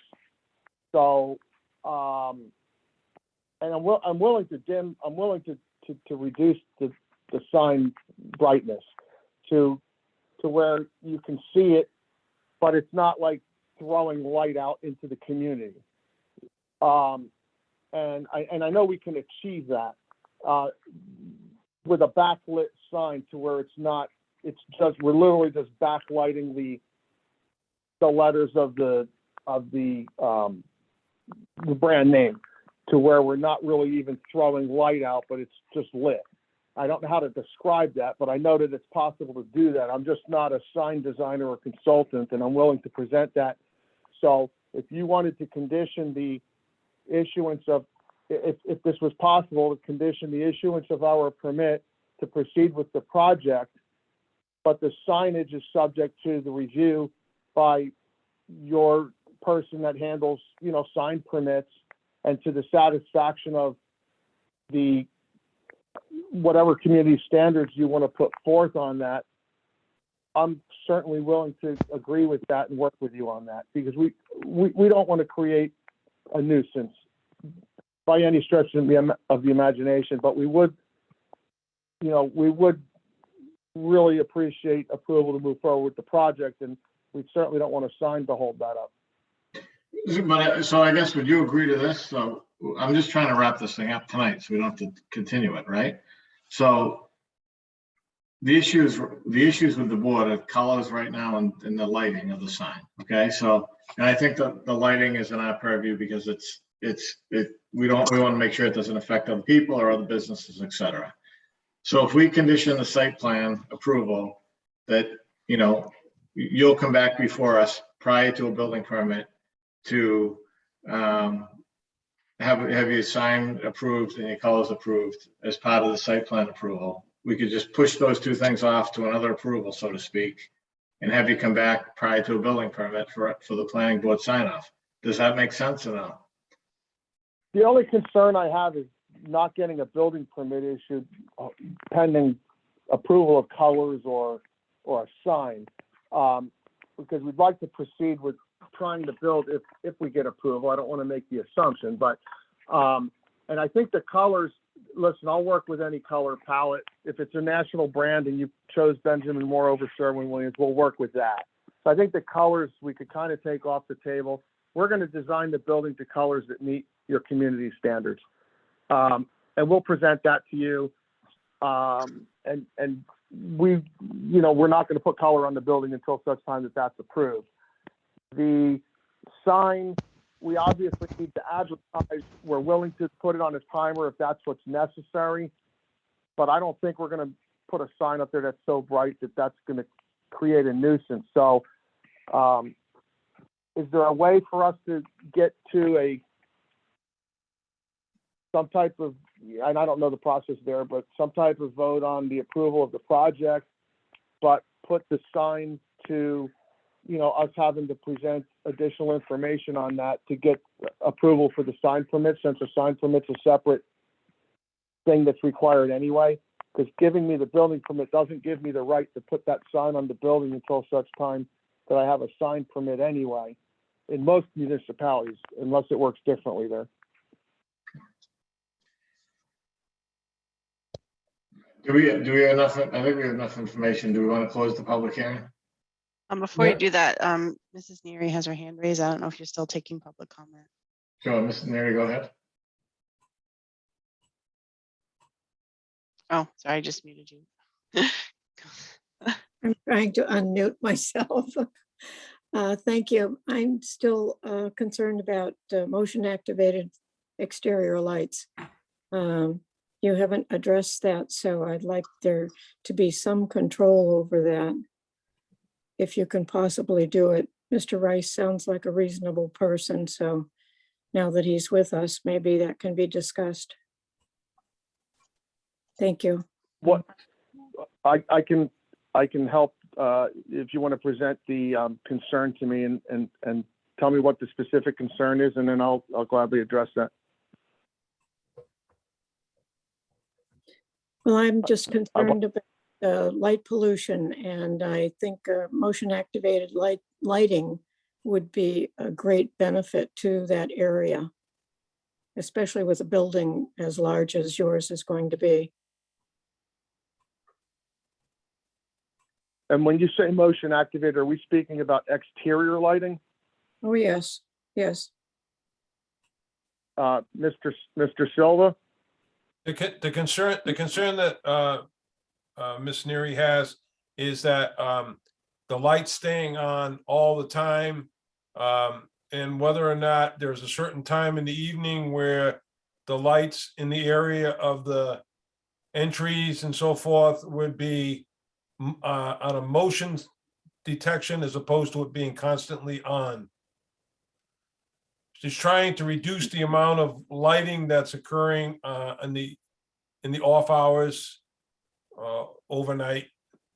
Is there some lights that go off at a certain time and only motion sensitive for security reasons?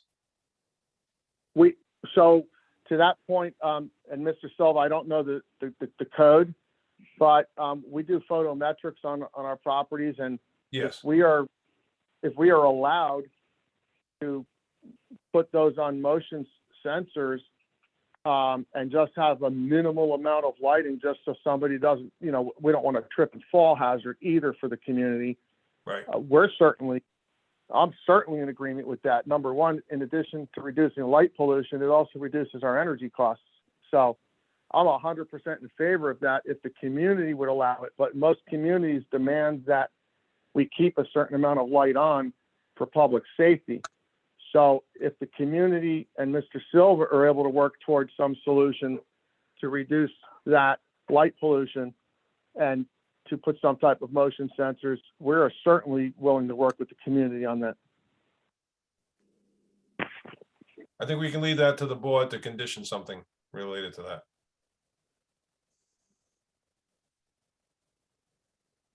We're amenable to that, to, so long as we don't, violate any other zoning ordinance that requires us to keep certain lights on. We have some pretty good street lights right there, Mr. Rice, so I'm happy we can work something out. Thank you, Mr. Silva. Okay, are we good to close the public hearing at this point? I'll make a motion to close the public hearing. By Mr. Ajemian? Do we have a second? Second it. By Mr. Geller? Yep. Any discussion? So I'll take the roll call. Mrs. Garino, Yes. Mr. Geller, Yes. Mr. Ajemian, Yes, let me yes. Okay, so let's talk about this project. Does somebody want to begin the discussion about thoughts? Make a motion, talk about potential conditions. The issues that I have written down are the trench and the drainage pipe. That has to be worked out with Mr. Tanzi. The colors, I think we should work off the color palette as a starting point that they gave us, but have the colors come from the Ben Moore Historical Collection. I think that gives them plenty of colors to choose from. It seems like most of their colors are softened, but in that palette, I just want to try to give them as much of a range of colors as possible. So if we go off the original color scheme they gave us, but ask them either to either, one, reduce the number of colors if possible, and two, limit their colors to the Benjamin Moore Historical Collection. What brand paint they use, I don't care, but the colors can come from the Benjamin Moore Historical Collection. We had another comment I wrote down was lighting. We want to make sure all lighting is down lighting. Internally lit signs. How do we want to deal with that?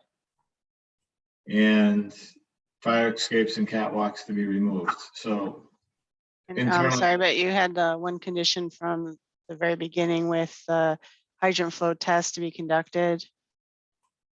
right, I'm just throwing these things out there. Just to okay. have a discussion. So Mr. Ajemian, how do you think we should, or anybody else, how do you think we should handle the sign issue as a condition? well, I think it's difficult for us to make a decision right now as to what type of sign. I'm on the surface, I'm for a backlit sign and not use an internal lit sign. But I think the one requirement that we would require is to have an outside company evaluate how much light that sign is going to throw. And it's we can't decide that right now. Some expert has to. I think the gentleman has already said that he'd have 2 or 3 outside companies take a look at the amount of light that was being thrown by the sign. So we definitely want to either have no lighting or minimize the lighting, but how do we want to handle that with a condition? What lighting are you talking about? For the signs.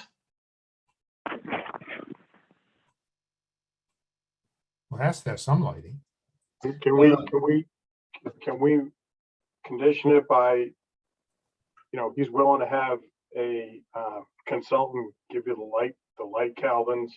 Can we condition it that it'd be the lowest Kelvins possible, or a backlit sign, whichever would be less intrusive, and final approval by the building inspector, where he has control of the signs? So Mr. Geller, I'll ask you this because you're pretty good at this, I think, right? So the signs, when you say backlit, can you explain that to me? Is that a solid letter with just soft light behind it? Right. Yeah, and so it kind of creates a halo effect around the letter instead of it coming through the face of the letter. So a backlit sign is literally the light is going against the building, and it outlines the letters on the building itself. Right. Versus, I think that's much more attractive than an It's internal. much more attractive than an internal lit sign. No question in my mind. So why don't we condition it that we have those? well, I tend to disagree with you on the attractiveness, because now what we're doing is you're taking a white light and throwing it against the building and creating a halo effect on the building around the sign versus an individual letter being lit. You know, I mean, there's so many different ways to go. I've gone before committees before where they've made me use X amount of Kelvins to light it. And the colors of the blue is a very difficult color to light at night. It does not really punch hard.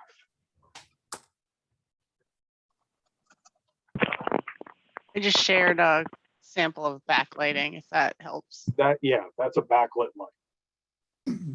May I interject? That we would be willing, Personally, I think that's a lot more attractive than. we would be willing to, one of the things that we've done in other communities to help with light pollution is to try to follow, if we can find a criteria set by the International Dark Sky Association, or try to follow in areas where we have a building, for example, where there's an airport, pilots can't be distracted by light coming off signs.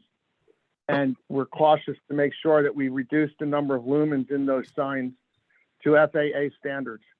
And I would be willing to have that sign designed to such standards to where, you know, we're reducing the amount of light from that sign to a level that, you know, meets typical dark sky regulations and FAA regulations in other communities that have even more sensitive concerns.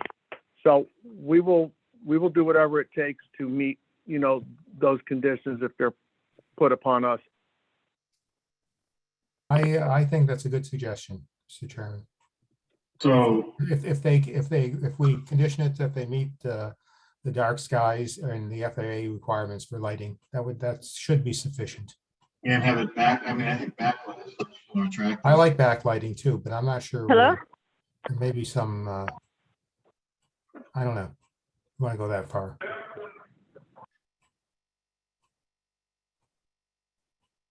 Mr. Geller, do you think? I agree that if we want to make it go with the dark skies, but I'm not in favor of telling them how to do it, or, you know, whether it be backlit or internally lit. As long as it meets the dark skies and it's not doing the light pollution and putting it out, I think the way that he lights it should be up to him. Mr. Guarino? That's fine, the way Steve presented it. Yeah, I'm looking at backlit signs. They look so much nicer. I mean, I think we're trying to enhance downtown. And then I'm looking at internally lit signs. They look kind of honky-tonk compared to a backlit sign. You know what I mean? They do.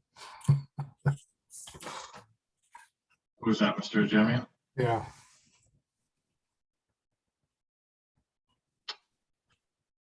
I mean, I think, Steve, you gave us great suggestions there on the lighting and stuff, but I think I would like to see a backlit sign. Would you guys be opposed to that or no? I think Mr. Solari wants to take his hand up. Mr. Solari? I just want to bring to everyone's attention that the town of Bridgewater zoning bylaw allows in the industrial A by right, internally lit signs. If someone comes in and wants an internally lit sign that meets the certain lumens, I have to issue them a sign. I have no choice. I don't think a board can tell. It's a zoning bylaw. That's a town bylaw. You don't have the right to tell somebody they cannot have an illuminally lighted sign in the industrial A zone. You're stepping on tough ground there. Okay, all right. All right, so should we just say that it means, should we just, if they're willing to allow us to have the dark sky and the FAA, is that sufficient enough for the board? I'm fine with that.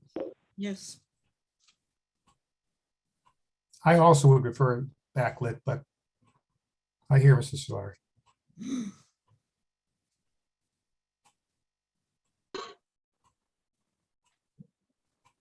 I'd prefer backlit too, but. Okay. The colors, are we okay with? The colors, are we okay with saying that they, they can be the colors that they presented, the reds, the blues, the grays, the charcoals, but they have to be selected from the Benjamin Moore historical colors or historical collection? Didn't we also say Sherwin-Williams has an historical collection, Mr. Chairman? Right, but I think just looking online, I think they have a lot more options. They can mix the paint in Sherwin-Williams. I don't care what kind of paint they use, but at least they have a lot more options and it's much clearer. There's a very easy to find list of historical colors at Benjamin Moore. Are we okay with that? Yeah, it gives the applicant more to choose from. That's fine. And you're right. If he uses Sherwin-Williams as a color match. Yeah. All right, so the trench and the drain pipe need to be worked out with the town engineer prior to a building permit to start of any work. The colors that they presented to us need to comport with the historical collection at Benjamin Moore. All lighting will be down lighting. The sign will meet dark sky and FAA regulations for lighting. And the fire escapes and catwalks are going to be removed from the exterior. And the hydrant issue is going to be resolved prior to a building permit, or when would that happen, Mr. DeBoer? I had it prior to the issuance of building permit. Yeah. Okay. And the sign, we're just going to ask for dark sky and FAA, or do we want to ask for, even though we're treading on? Just dark sky and FAA. We're not going to ask if they could, even though we want to ask potentially for backlit and if they can do it for us, or do we want to leave that out? No harm in asking. What's that? No harm in We asking. can do backlit for you. There we go. Okay, and so even though Mr. Solari, I believe, is right, if they wanted to change it, they could change it because it's in the ordinance. But if we could have a backlit dark sky FAA sign just to keep the lighting down, that would be great. So any other conditions that we should consider if we decide to vote to approve, other than our normal conditions, Mr. DeBoer? Just did you want to consider a condition about having the after hours lighting to be on motion sensors? Right.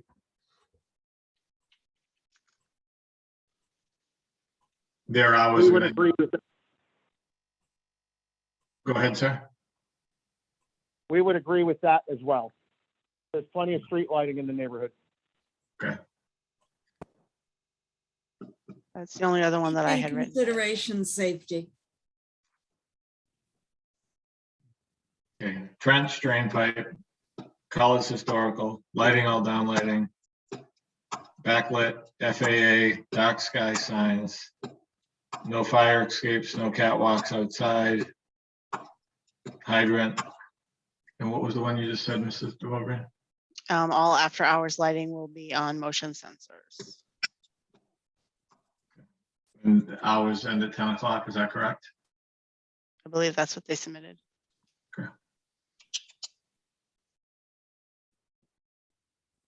It's nice having a designer like Mr. Geller on the board, huh?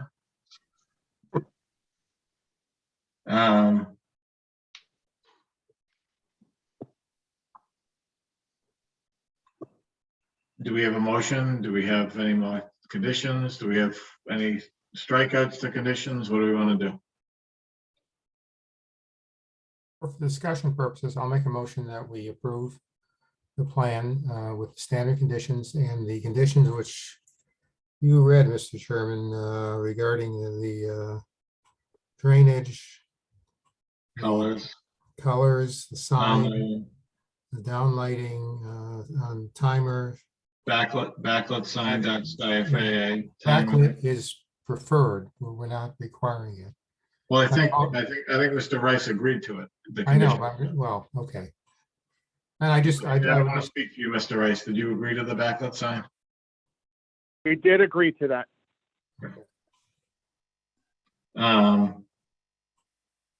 my motion. Fire escape, catwalks and hydrants, correct? And motion lighting. Correct. Do we have a second? Seconded it. I did, Thank you.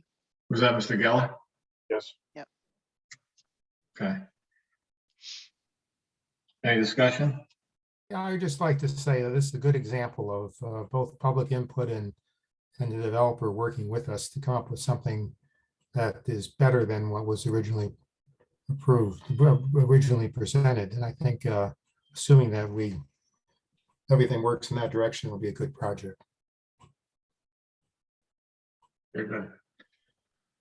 I agree. So thank you, Mr. Rice.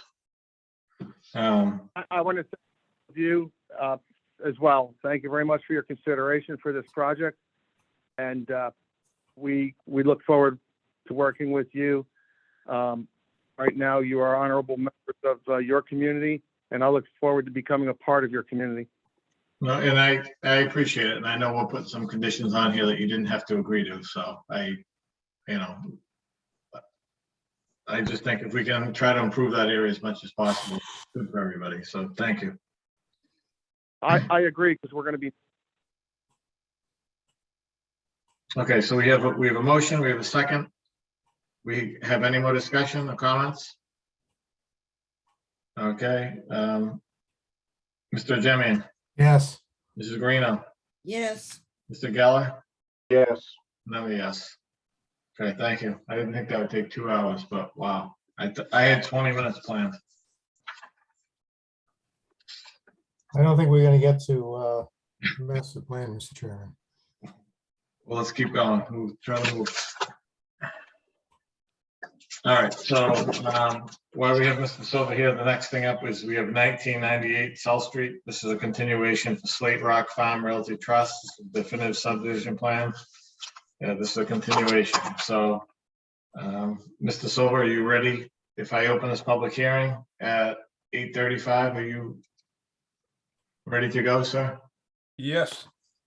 So again, just for the public that may have signed on, we'll ask that the applicant present the plan. This is a continuation. Again, it was advertised and we opened it up a couple of meetings ago. We asked the developer and the applicant to provide us with some grading and updated cul-de-sac layout. And we received some correspondence from town staff on this, and I would turn it over to Mr. Silva right now, and then we can talk to Mr. Tanzi and ask board questions, then open up to the public. So, Mr. Silva, go ahead. All right.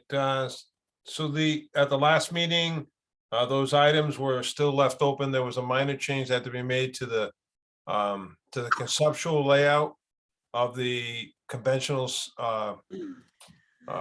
subdivision, that it can be done as a matter of right. Then we also provided lot checks to the town engineer for him to review. And there was a concern by some of the neighbors about grading, so that there was a grading plan prepared for the 3 lots in order to make sure that the water from the South Street properties across the street is not inhibited, and it's allowed to find its way down towards the river.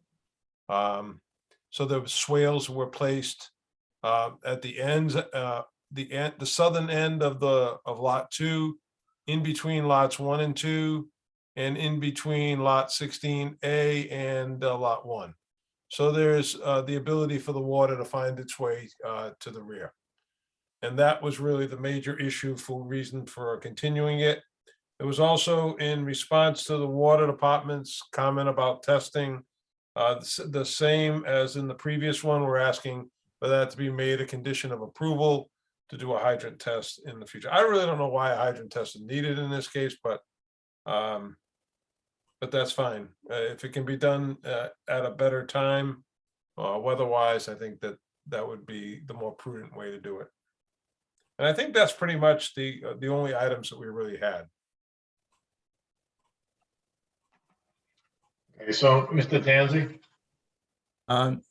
Yes, I did review the grading plan, and as Mr. Silva has stated, he has graded it properly. There's adequate swales that will intercept runoff, preventing it from having an adverse impact on the residents on the other side of South Street. It'll take it by overland flow to the back. Basically, he has not altered the overall drainage patterns that exist there now. He did provide the lot closures for all 4 lots. You've got the 3 buildable lot, and then there's the unbuildable parcel out in the wetland. He has also satisfied. I've been in contact with Jonas at the water department, and he was satisfied with what the plan had shown with the existing water main and the connections. And he was also okay with conditioning the hydrant test as a condition of approval. And I believe that was everything. Okay, so, and I see that Mr. Silva did upgrade the proposed subdivision to meet the 130-foot diameter. And that is correct now, correct, Mr. Tanzi? Right, yes. And I think, just so the board knows, what our job here is because the ZBA granted the variance is to demonstrate that it's in the public good to basically to waive the cul-de-sac and allow the 3 houses to front South Street. That is correct, Mrs. DeVobrian and Mr. Tanzi? Yes. And we're and under our 1 to 4 lot subdivision, I just for the public to know, like, because I know last time I had some comments that basically, as of right, 2 houses could be built here as a Form A. And if they wanted to construct the street as of right, under our 1 to 4 lot subdivision, they could build out this 1 and 2. That's correct, Mr. Silver, Mr. Tanzi? That's correct. Yes. Yes. Okay, so board questions at this point?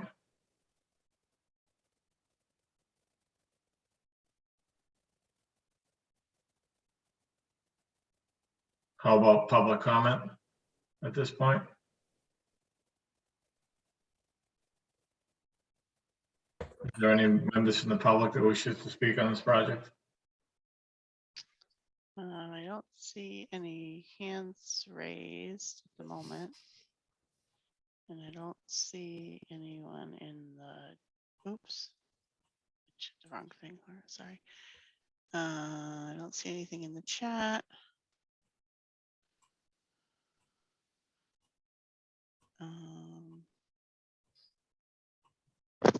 I don't see anything at the moment.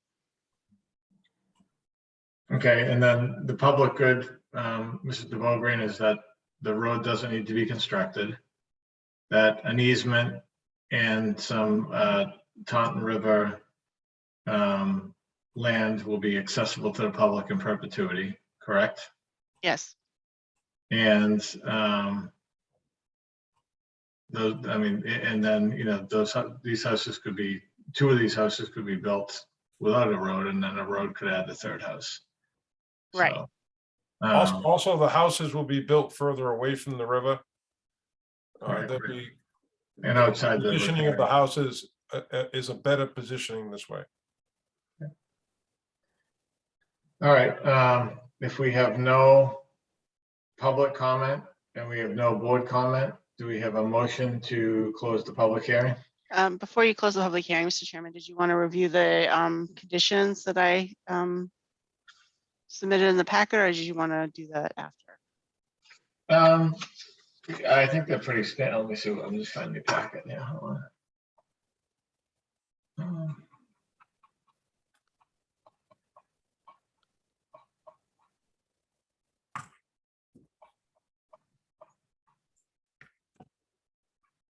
So we don't have to waive all the conditions. I mean, one thing I think that we had talked about,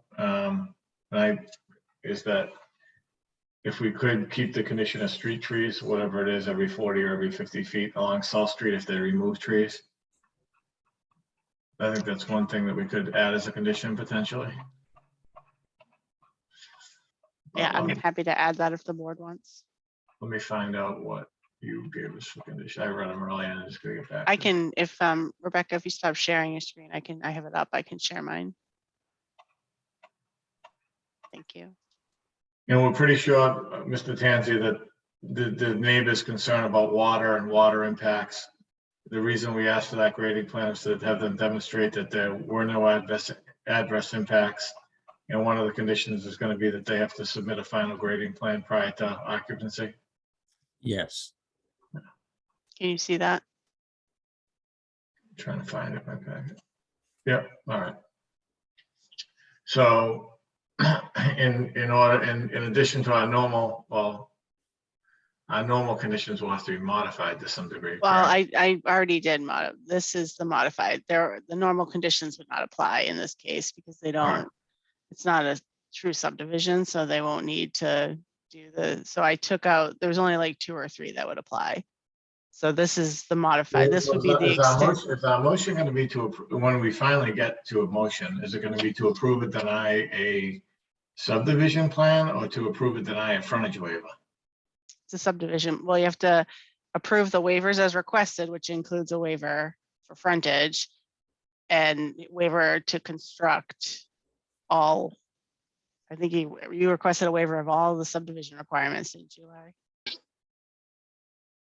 Okay. I think that's what you requested. So you're So going to approve all the waivers and then approve the subdivision plan as presented. the 16B shall remain as open space. The parcel shall be for conservation. Okay. The access easement shown shall remain clear and open. No barrier shall be installed. Easement shown, plan must be recorded. Okay. Site plan for each lot.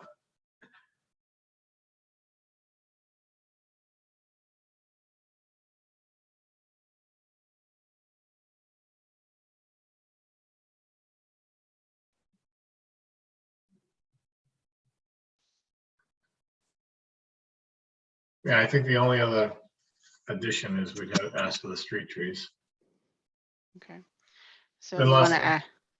Does the board have any additional comments or questions on this?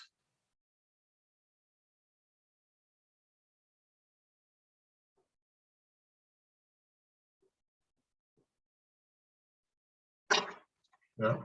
So do we have a waiver request form somewhere? It was in the original packet. I'm gonna pull that up. Give me 1 second. Because we're gonna waive all the standards except for street trees, is that right? Yep. Give me 1 second. It's just gonna take me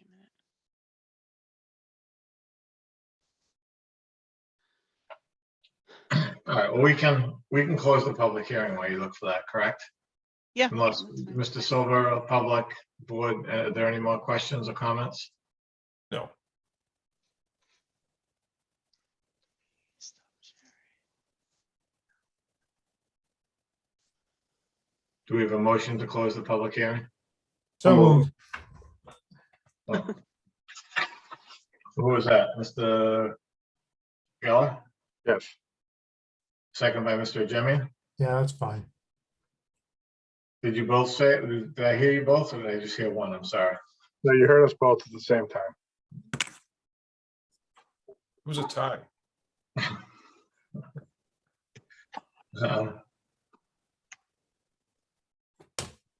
Mrs. Greeno, Yes.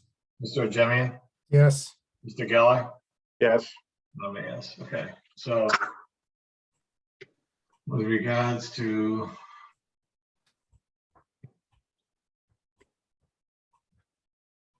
I'm just looking up which section street trees is. If you give me one. All right, so with regard to, so what they're looking for is a section 81R waiver request, right? So they're looking for you to waive compliance with the rules and regulations of our subdivision control. And it's section 4, B and C, all sections, and section 5, all sections. But I think you're gonna, But we also have to grant a frontage, a waiver frontage. A frontage, we also have to grant a waiver of frontage yes, I'm sorry, yes, in addition to design standards. that's correct. I'm sorry, yes. So would those be two different votes or all one vote? No, you can, I believe you can vote them all at one as one. If you want to do them, yeah, you're gonna do a section 81R waiver request. That's correct. I'm sorry. But the one section for shade trees is section 5B21. Would be the one you want to keep, correct? Correct. All right, so do we have a motion to approve? Do we have a motion to deny? We'll start there, I guess.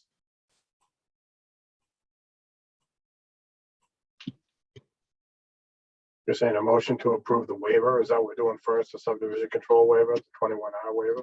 Yeah, you have to approve the waivers first before you can either approve or deny the waivers first before you can. All right, why don't we just to keep it clean, why don't we do, so Mr. Geller, would you make a motion either to approve or deny the section 81R waiver request? Yeah, so I'll make a motion to approve it, the 81R waiver request. And that's a frontage waiver. Second. Yep. And that, so do we have a second for that? Yeah, I'll I did. second. Second. I'll have to give this one to Mr. Jemmy and Mr. Greeno because I cut him out last time. Yeah, you did. So Mr. Jemmy, any discussion?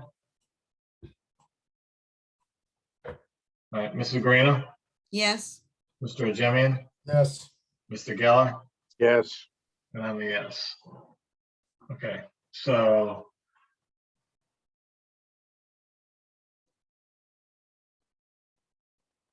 and that 81R request was to waive the frontage on lot 2, okay? Yep. All right, and then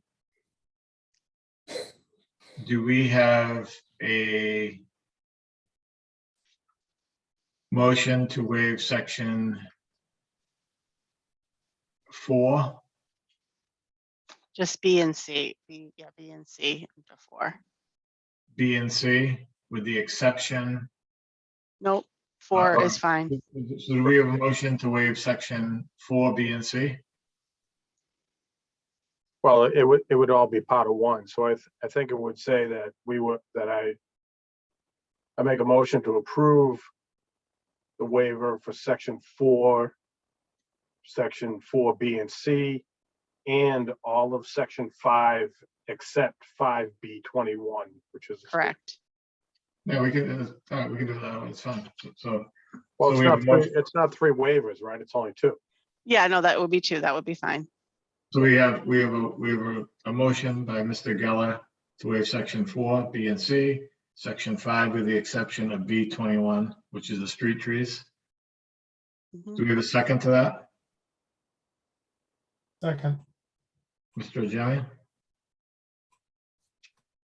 Is there any discussion? Okay. Mr. Jimmy, Yes. Mr. Geller, Yes, Mrs. Galena, yes, and I'm a yes. So now do we need a motion to approve the Slate Rock Farm site subdivision plan?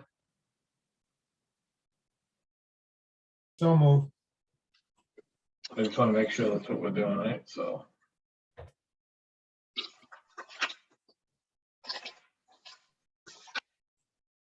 What is it actually titled, do we know?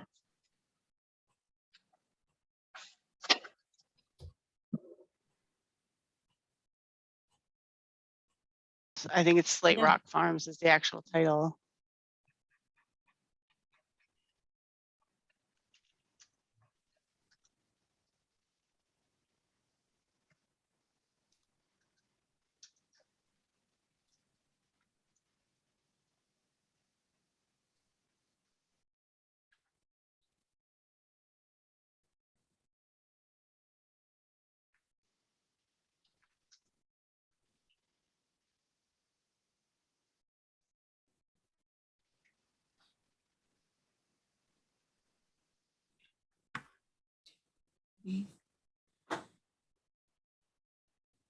Someone waiting for me.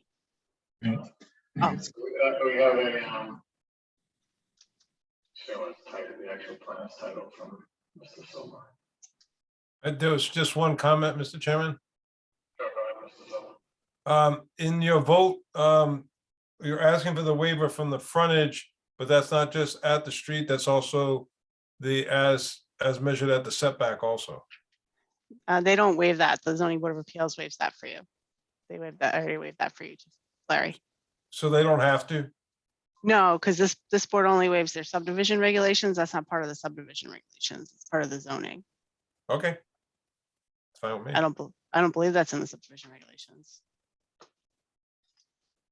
I think we just have to grant this, the frontage waiver. was-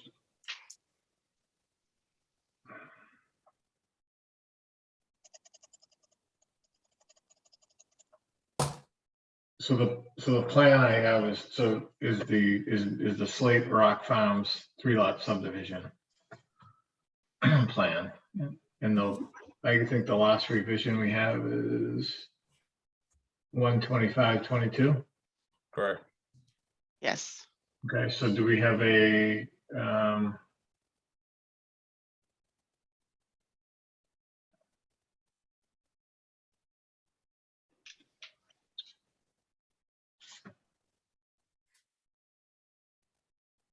so I think what we should say is do we have a motion to approve the Slate Rock Farm subdivision plan?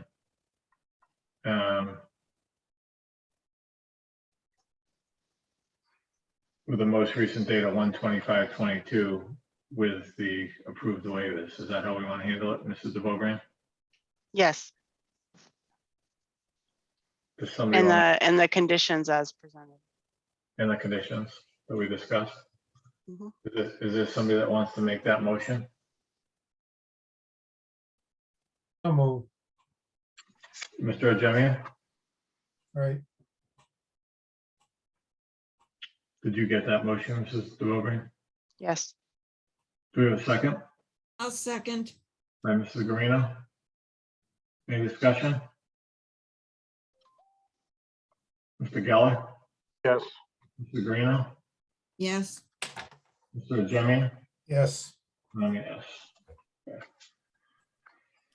Okay, thank you. That public hearing is closed and all set with that.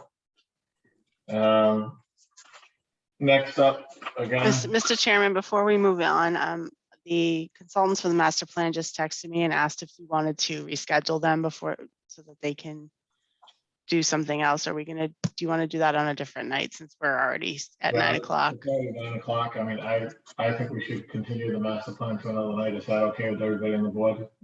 I Yeah. think that's important to schedule another night. Okay, so I will let them know and I'll get their schedule availability. So after we do these other two items, we can talk about that. You know, if I may, I'd like to make a recommendation that we schedule it on a night that we have no other business. If it means a special meeting, it's fine with me. Okay, I thank would you. agree with that. All right, I will. Thank you. Thank you. Sorry for interrupting. This is the Mr. Silver night. So now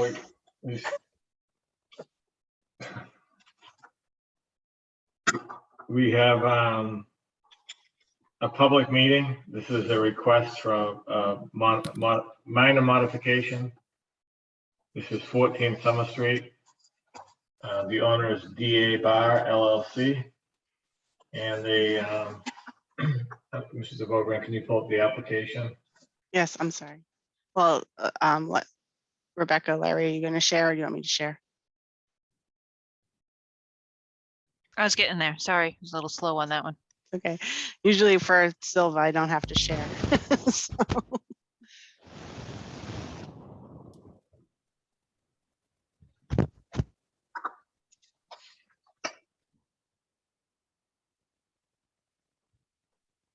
Okay. you got it, Rebecca, or you want me to do it? Want me to? Technical difficulties. It's just. Here, I got it right here. Hold on. Oh yeah, I got it. Oh, Okay. sorry, sorry.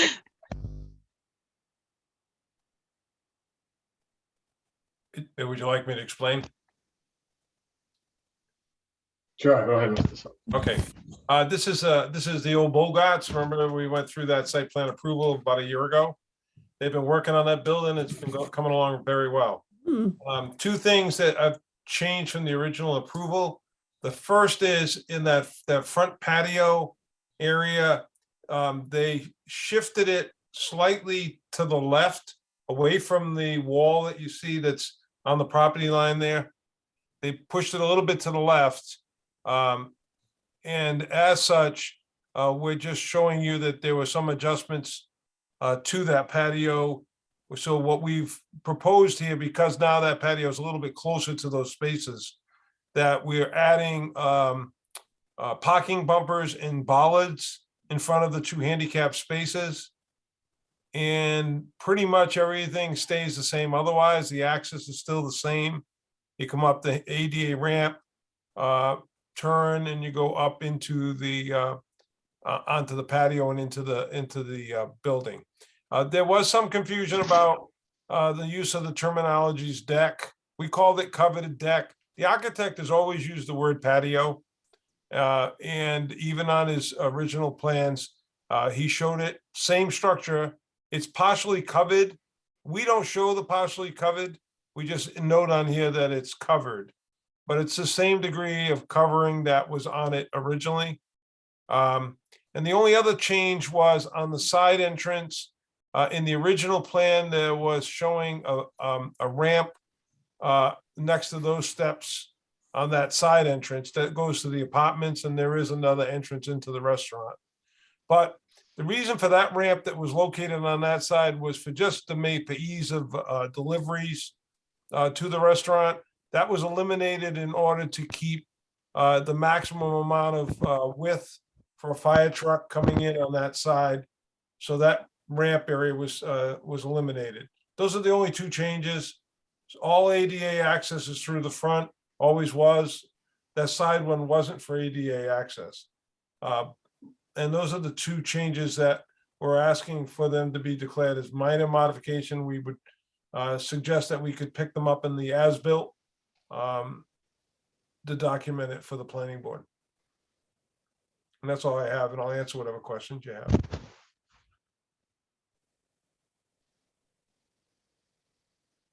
So, Mr. Silva, just looking at this quick, on your site plan, you have a proposed you have it labeled as a proposed patio. The architect, if you go to the A13, which was the architectural's the architect's plan for that area, he labels it as, he calls it patio. Patio is his term because it's really the function of what it is. It's a patio where you're eating. A lot of us sometimes, I know there was some discussion about a patio being something that's on the ground versus a deck, but it's not. As you can see, that was his plans that were approved originally, and it was always referred to as a patio. And the section is still the same, and that's how it's being constructed. So on your site plan, though, you have elevations like 105.2.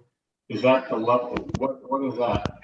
That's the interim elevations along the ADA, just to show how it complies with changes of grade along that ramp. How you go from the parking lot grade up to the interim level, and then from there up to the level of the covered deck, which is the same level as the inside floor of the restaurant.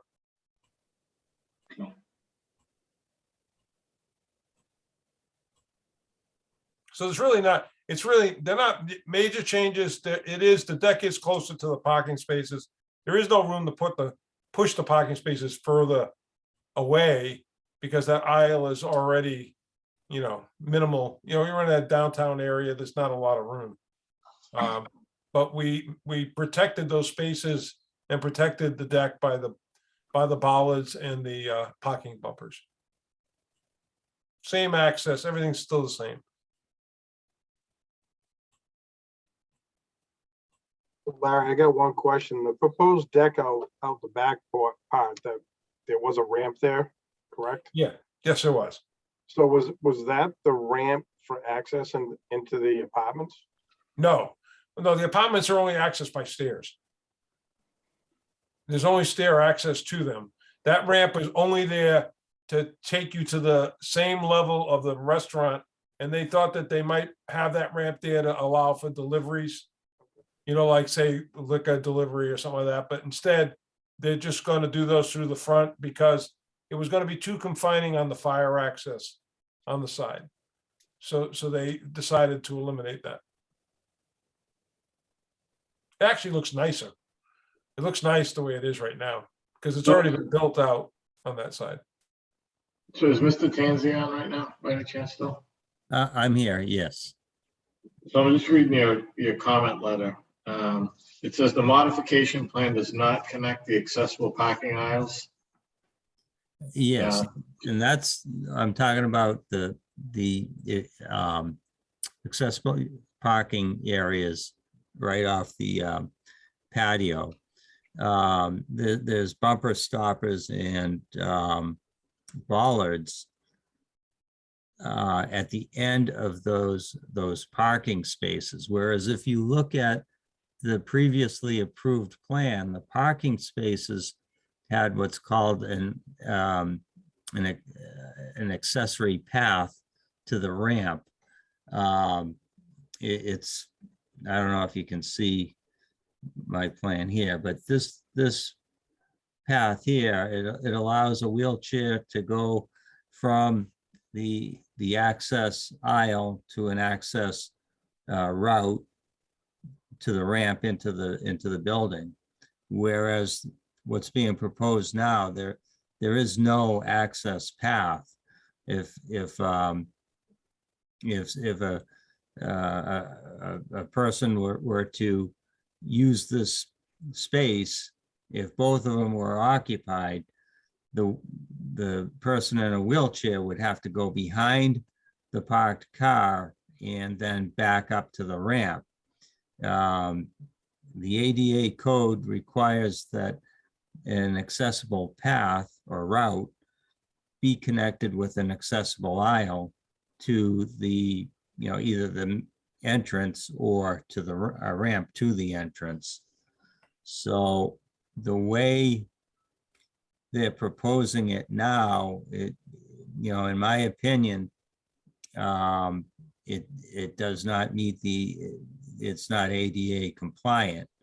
What they could do is they could take out a piece of the, you know, sliver of the deck. It would have to be 3 feet in width, the access route, and connect to the landing here at the ramp. So a portion of that deck or patio would have to be lost, but then it could be made compliant, in my opinion. Mr. Silva? Well, my comment on, I understand the point that he's making, but there's only a requirement for one handicap space here. And so, I mean, I didn't want to have to take one space off and propose it as being one handicap with the striped area to the side of it, even if that was a wider stripe, you know, if we reversed the 2 locations. I didn't want to do that. I felt that keeping the second handicap space, even though the access to it is around the backside of the other space. And Greg's right, if that first space is occupied, then you would have to go around that vehicle to come back the other way. Short of that, eliminating the second handicap space, not necessarily the best thing in today's world. I was trying to avoid trying to make a change to that deck. It's actually framed and there are sonotubes in the ground. I was able to, based on where everything was located, we cut it back about a foot or so.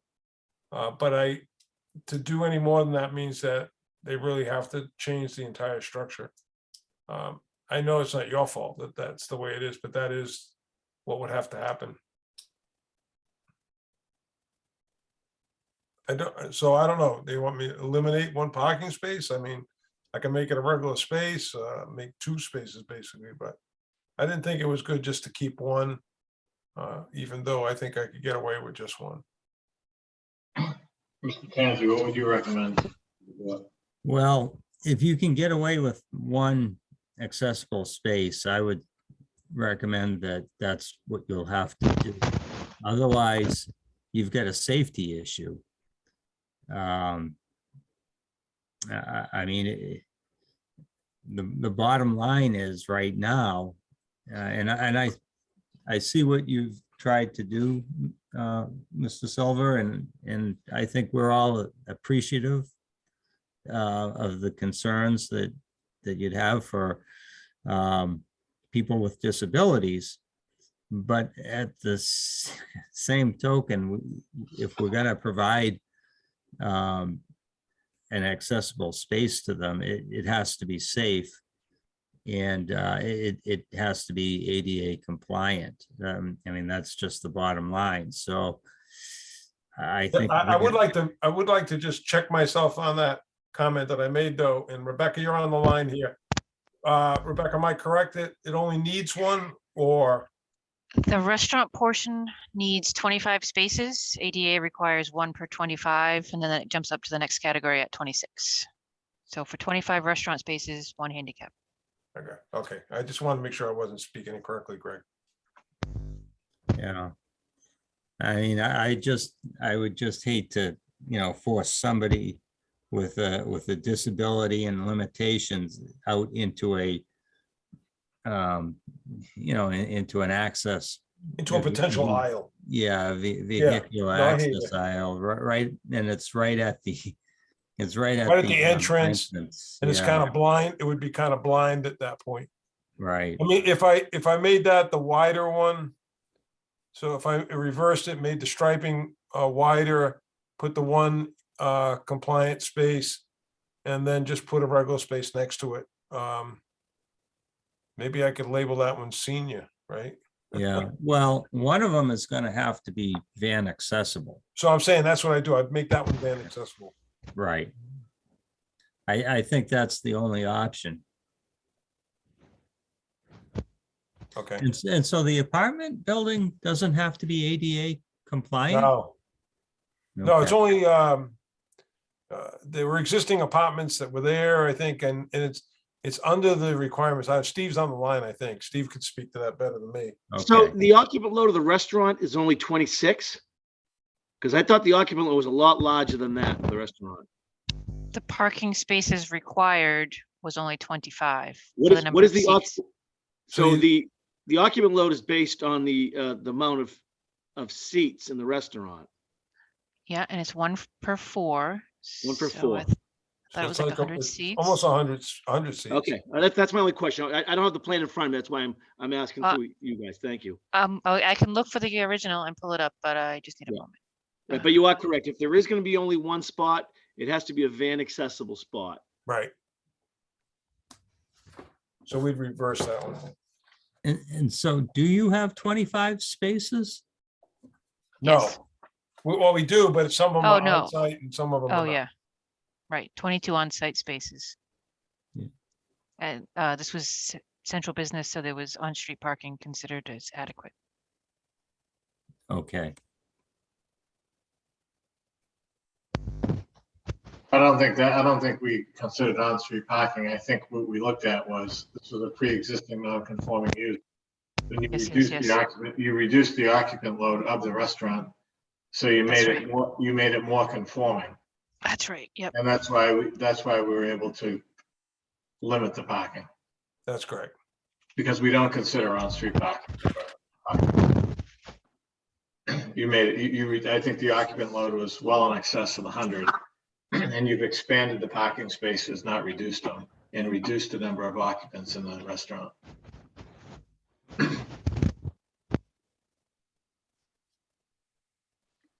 So what we need to do is, we're talking about handicap spot and some bollards, right? That's before us tonight. So we have to determine whether this is a minor modification or a major before we go any further, correct?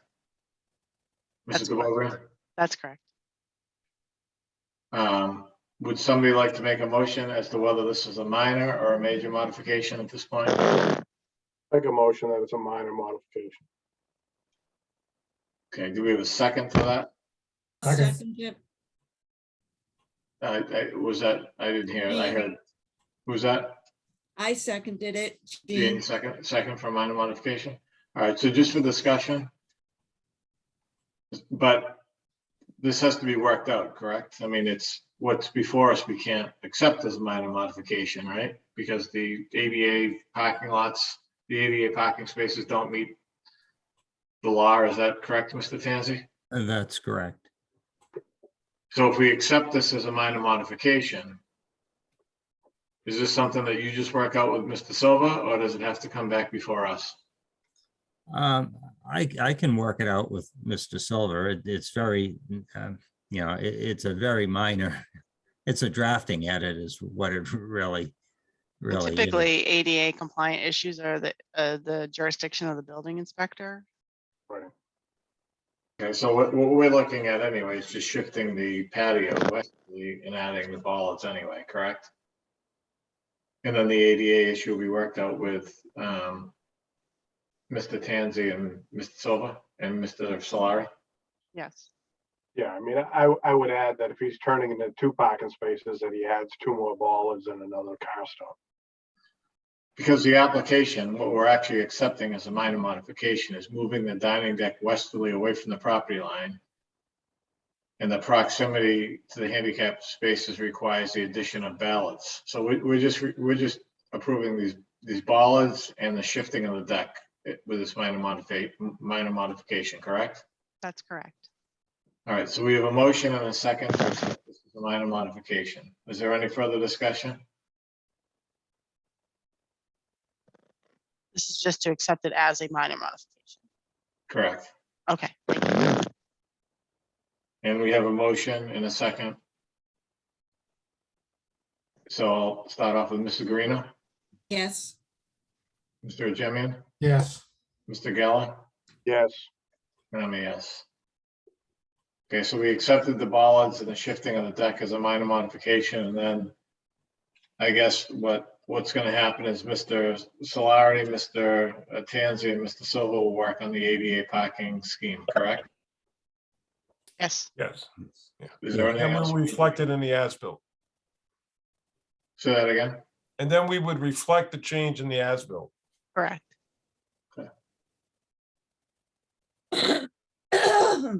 so just a comment, we're also accepting as part of the minor modification, the ramp being removed and making that whole back deck. Yes. Correct. Okay.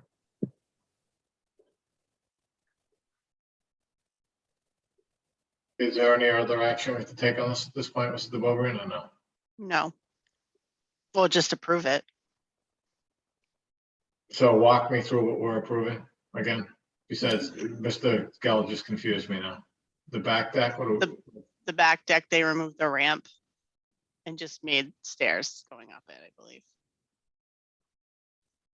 That used to have a ramp going down.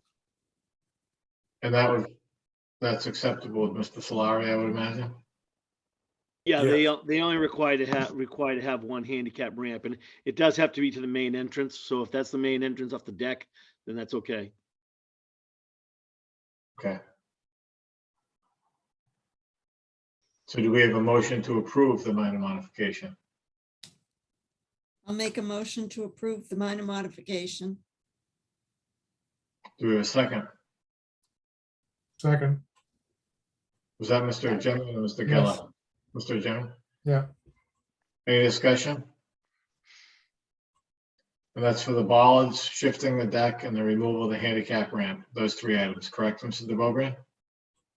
I believe that's correct. Yes. Mr. Silva? Yes, it's and adjusting the handicap space. Okay. Right. Any more discussion? Mr. Guarino? Yes. Mr. Geller? Yes, Mr. Jemian? Yes. Let me yes. Okay, thank you. So the next public meeting we have is a minor modification for 722 Bedford Street.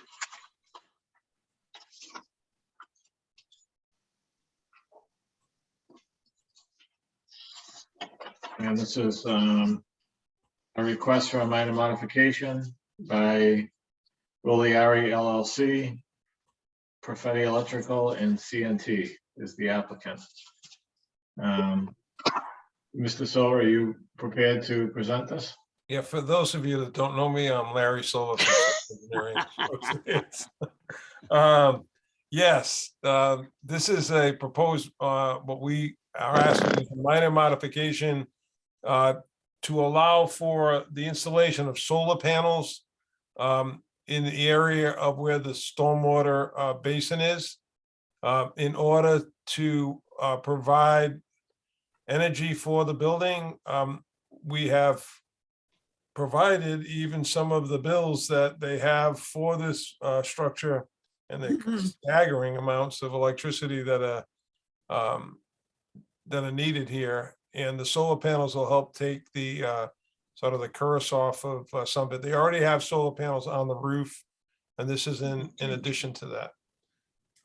It is not for other reasons, it's just for use. So it's in our opinion, it's an accessory use to the structure itself. We understand that we do need to go to conservation to get their approval. The panels themselves will be maintained to be 50 feet from the edge of wetlands, which is a zoning requirement. And there were some comments that Greg had. One good one is that at the base of the panels themselves, because the way the water hits the panels, it would be prudent to put a like a stone line trench right at the base of the panels in order to make sure that there's no scour that occurs at that point.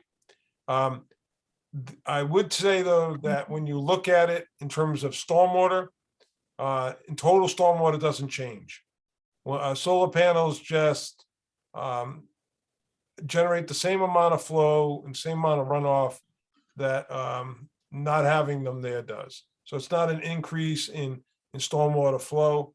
It just is a little bit different in that there's a little bit more concentration of flow off panels, and they hit the ground underneath it just like they would normally if it wasn't there.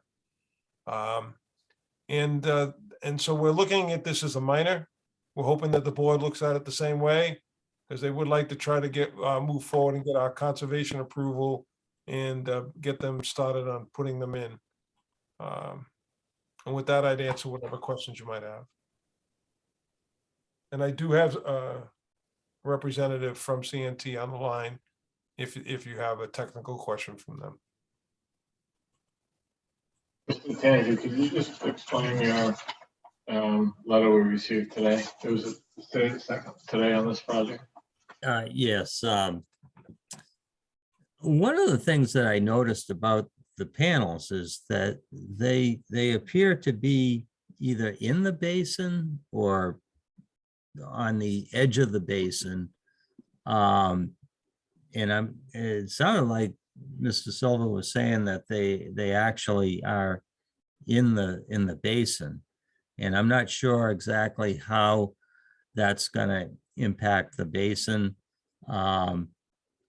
There's the perimeter of the basin is these basins are designed with an access road or a berm, a level area of a berm around the perimeter so that they can be accessed if they had to be maintained, either, mucked out if erosion, excessive erosion occurred, or if they had to replace a stone line trench down the middle of them, or an outlet control structure or whatever. So I'm not sure exactly. The plan that I have, I did not have this plan in front of me when I did my review. I had a photometric plan that didn't give a whole lot of detail of the basin. It just, I could tell if these panels were either near it or in it. And, the applicant's going to have to explain how he's going to be able to maintain that basin and how these panels aren't going to adversely impact it. The bylaw does regulate only the panels that, and I'm talking about the zoning bylaws, specifically section 22. It only regulates the ground panels that are mounted on the ground. This is what you would call a medium scale solar panel system under the bylaw. And it's listed as a permitted use. But the bylaw also talks about regulating all types of solar panels, not necessarily under a special permit, but under a site plan review. And they do have a number of performance standards. One would be fencing for safety, another would be screening for safety, visual screening, and making sure that abutters aren't affected by glare. There's also the issue of some of these electrical equipment that's associated with these panels makes some noise. Is that noise at an acceptable decibel that it won't affect abutting residents? So and it even gets into performance standards like at the end of the useful life, is there an economic assurance mechanism in play that these panels can be properly disposed of? Because, you know, if they do have, you know, it's an electrical panel, apparently they've got some metals in them or whatever, and you can't just let them decay there forever. I mean, once their useful life has expired, they do have to be dismantled and properly disposed of. So there's economic mechanisms to cover that, and a bunch of other performance standards. Now, it was unclear whether this particular solar panel falls under that category. I tend to think that it's going to have to be regulated to some extent, just for safety reasons, for fencing, to keep people out of electrical, you know, the equipment that could potentially be hazards. Yes, so that first responders, if there's a fire, will know what they're dealing with, that sort of thing. And I did talk to Mr. Solari on this a bit, and he could probably elaborate a little bit more accurately than I could pertaining to the zoning bylaw. But I think we're going to have to, you know, there's a few more performance standards that may have to be met here. And I would like clarification on how they're going to mount these, you know, with that proximity to the detention basin. All right, so if you want me to address some of those questions, there is still access to the basin from the ends, from the front side and the back side, to get into the basin to be able to do maintenance if it's necessary. This basin doesn't really have a lot of activity, doesn't really see a lot of flow. It's I don't want to say it's significantly large for the amount of volume that it actually does see. So there is access on both sides. The panels are positioned in such a way that the high end is towards the, you know, is obviously to the towards the wetland side, and the low end is towards the building side. So on the backside where it's high, there's a lot more ability to get behind those panels and do what you need to do. But the electrical component of it, can you bring up the one that shows the details of, do you have the detailed page? There is the use of these, I'm gonna miss the name of it. It's like a wrap that goes on all the electrical components in order to make sure that they are, it's safe. It's called, let's see. Keep going.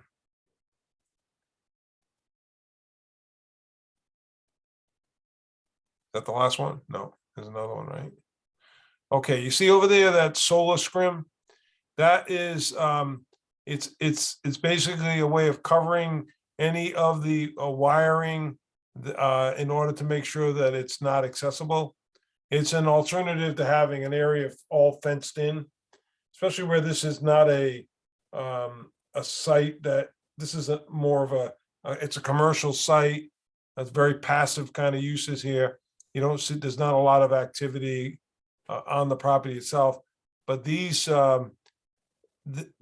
units here, the solar scrim is used to cover any exposed wiring so that there isn't that hazard. The actual panels themselves, they feed into the inverter. So when you were talking about the noise, that inverter is located in between the last section, in between the last two sections. So if you go back to you can see there on that structure there how much room you got on the backside. But in between the two panel sections, just where the trench comes back to the building, that's where the inverter is going to be, is located there.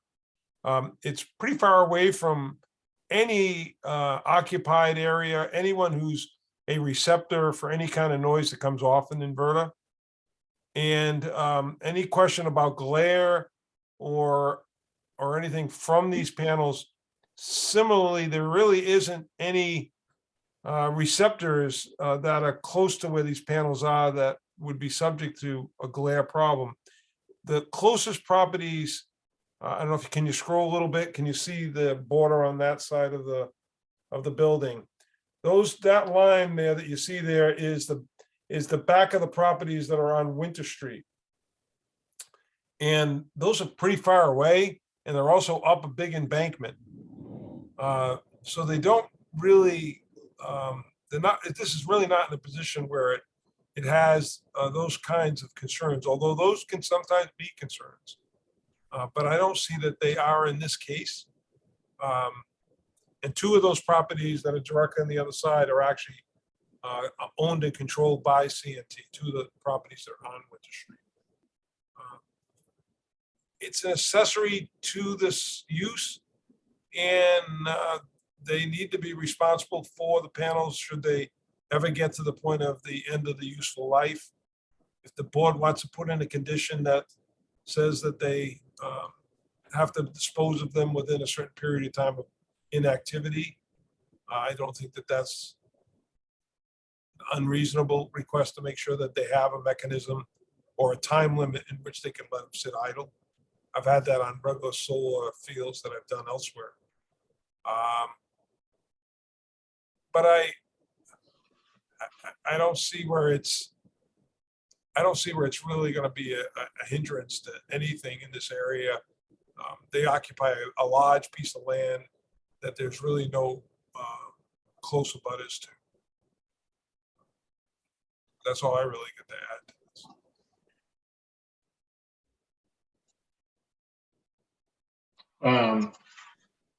So Mr. Tanzi, did that satisfy any questions, or do you still have concerns, or do you need more information, or? Well, it did clarify a lot of my concerns. I'm still, I don't know where these support frames are gonna be. Are they actually, are some of them actually gonna be in the basin? Or are they all gonna be outside the basin on the basin's berm? That's what I'm really, what I don't understand. Yeah, the details showed some schematics, some isometrics, and maybe a section of the frame. But my question is, where do these support columns fall with respect to the basin? Are they in the basin? Are they outside the basin, on the berm?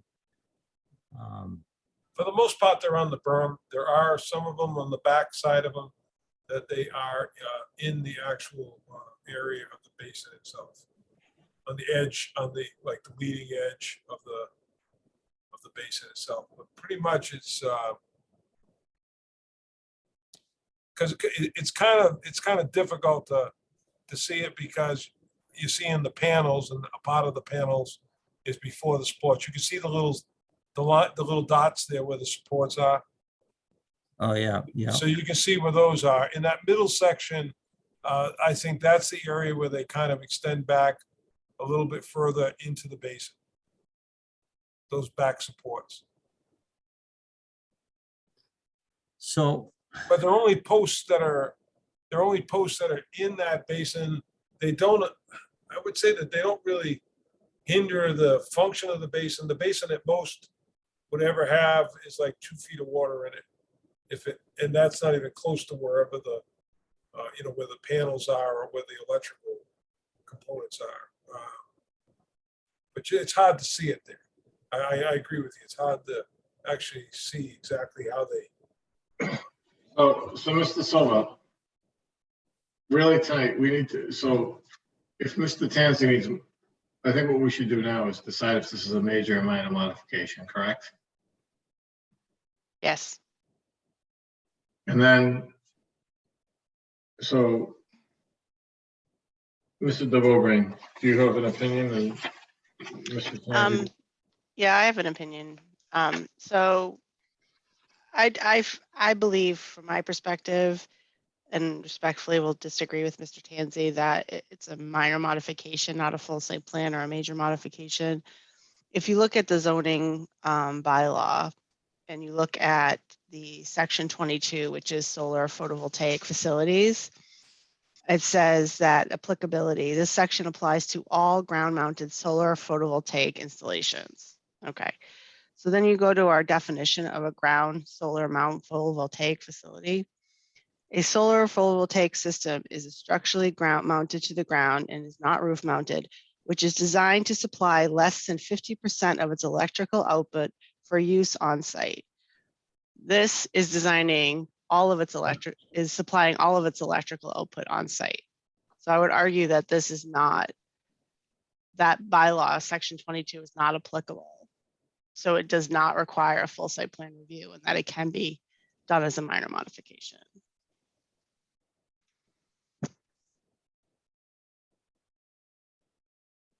That's my opinion.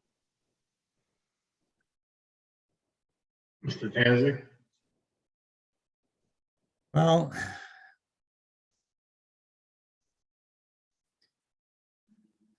this facility requires, it's a metal plating facility, and such facilities require an exorbitant amount of electricity.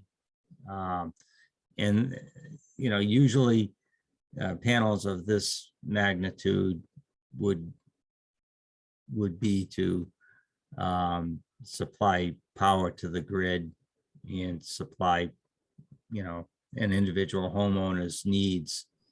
This is a little bit unique. All of that electricity that it's generating is going to offset the electric bill for this facility. I mean, their electric bills are almost $40,000 a month in some cases. So, a lot of electricity is being generated from these panels. The bylaw is worded so, I mean, you can interpret it. I'd say probably either way, depending upon how you look at it. I mean, 50% of this electricity is not going into the grid and being resold. I don't know if Steve Solari is still with us. I don't know if he has an opinion on it that might further help you, but I mean, it is a fairly elaborate So solar panel system that we've got going here. has Mr. Solari made a zoning determination on it? Is it accessory? Is it?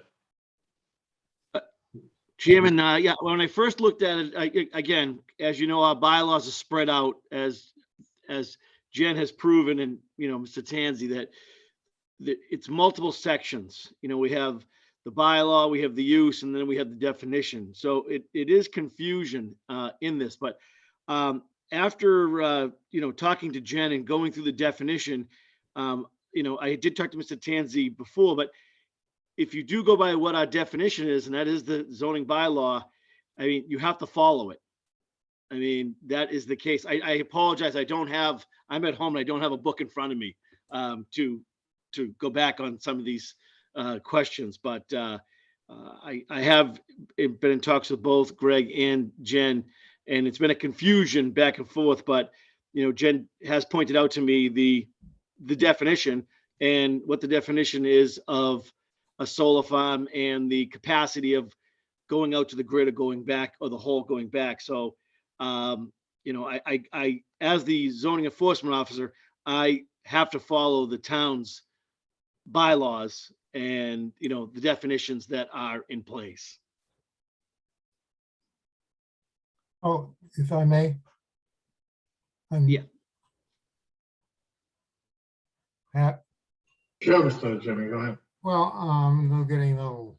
I was a little confused by your answer, Steve. I'm not sure which side you're falling on. From my looking at the surface of this, I would agree with Mr. Tanzi. This seems to be a major solar farm, and we've had these before, and we've gone through a number of requirements regarding the solar farm, including glare screening, how you dispose of them. If there are even residents that are even within some distance of seeing it, they should have some say in this. As much as, I agree that it should go in, but I question the idea of making this a minor modification. It seems to me it's major. And then we should go through it with each part of the bylaw, see whether it complies.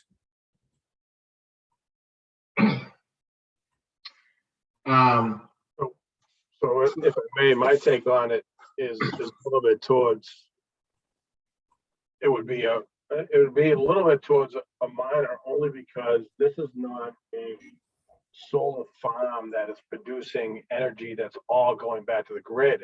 It's mainly only going to the tenant. I mean, that's as if I want to put one in my backyard. It's like putting panels in my backyard to feed my house and my house only.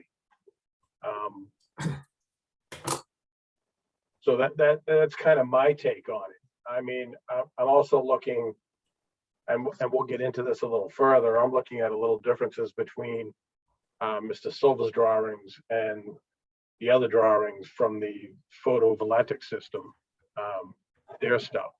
And then have they taken into consideration that once they do the expansion on this building, which I don't assume has been done yet, they're putting panels on the roof of that too, correct?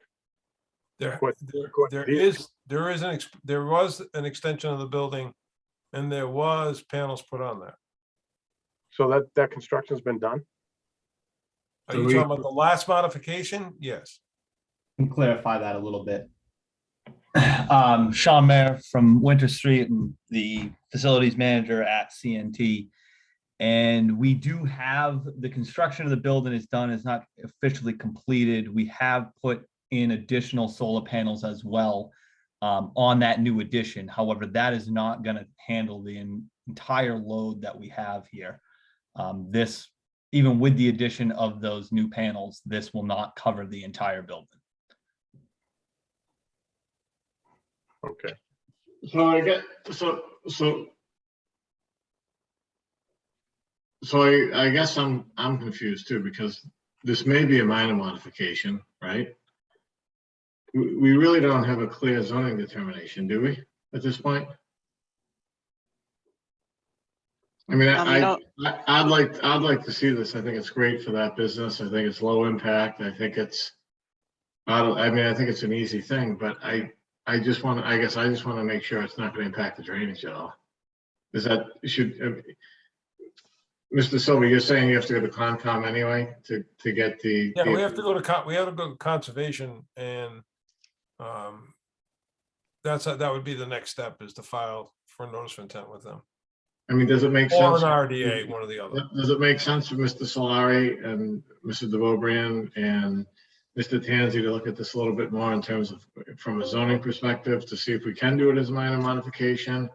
And for you to demonstrate to Mr. Tanzi that there are no adverse drainage impacts, and then we can, have that information for our next meeting and then determine whether it's major or minor, just to try to make it, because it seems like everybody has a different opinion right now on whether it's going to impact drainage, whether it's minor, whether it's major. Does it make sense to get Mr. Tanzi some more information regarding the location of these poles and things in the drainage area, and just to satisfy some of his comments? I don't know. Yeah, I think it would be helpful to me. Mr. Chairman, one question that I have for Mr. Silver is, why can't these panels be moved further away from the basin? Why do they have to be in the basin? And, are you concerned about some of these frames settling? And how, are they, do you have helical piles driven to support them? Or, I mean, why do these panels have to be right on the basin? Why can't they be moved closer to the building?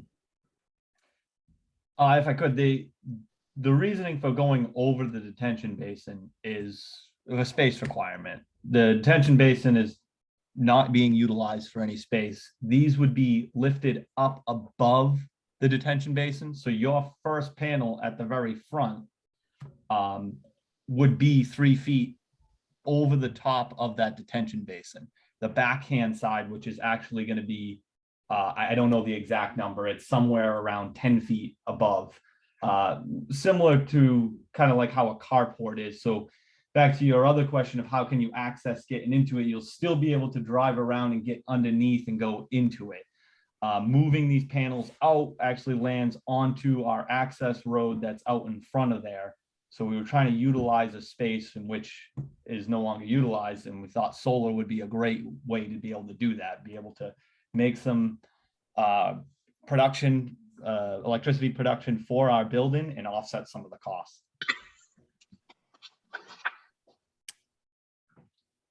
Why couldn't you put the panels on the access road and just move the create a new access road in front of the panels?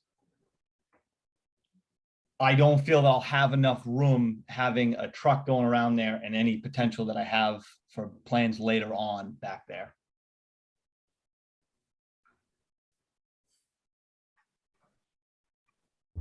Trying to reserve as much land as possible for any future expansion of the building.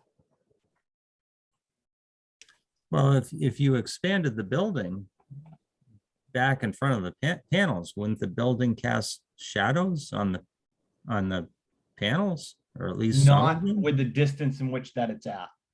If you pull them forward, it definitely will. Correct.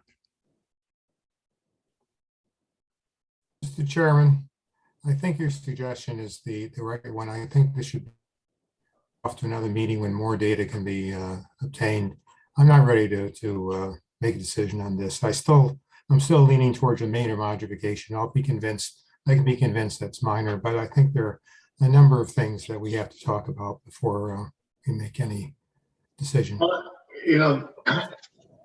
the section 22 only apply if it's a special permit. this is a lot, this is a smaller medium, correct, in business B?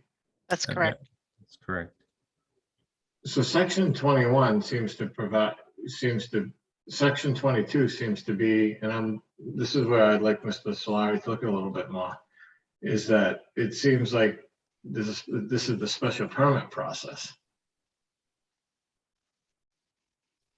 But then section 22.6 has the site plan review standard. So does only 22.6 apply?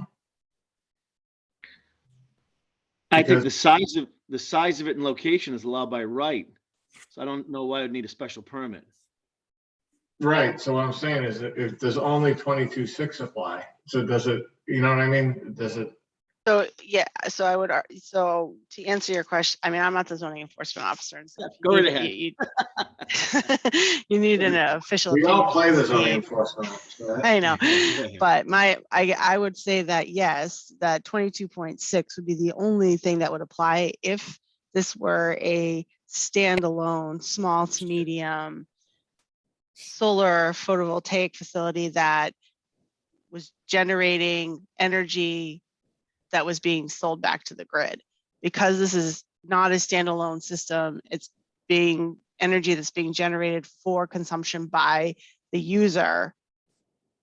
According to our definitions, it's my opinion, not the zoning enforcement officer, but my opinion, that it does not comply or apply, sorry. But I'm happy to have those conversations with Steve and Greg offline. I think in fairness to the applicant and in fairness to the board members and everything, we just got Mr. Tanzi's comments today. And I think Mr. Silva did as well. So if the two of them could work together to get us some more information as to whether or not it impacts drainage or not, maybe it is a minor modification. Maybe it's not. But I think if they can work out some of that stuff before our next meeting and try to, you know, we're asking the questions, how do you get around it? And we're being told that we can't see that. We're trying to figure out how many of these posts are in the drainage basin, but we don't know. So if we get clarification on that, I don't think we're holding them up at all because they have to go to conservation anyway. You know, then we can maybe make a decision at the next meeting. Does that make sense? So Makes sense. So we don't waste Sounds everybody's good. time. And I guess the hope is that Mr. Solari, Mr. Tanzi, Mr. DeLobrian, Mr. Silva will get together and figure out what we need for information in terms of the drainage impacts and if there are any, and then we can determine whether it's major or minor and whatnot. Fair enough. And if Okay. section 22 even applies or not.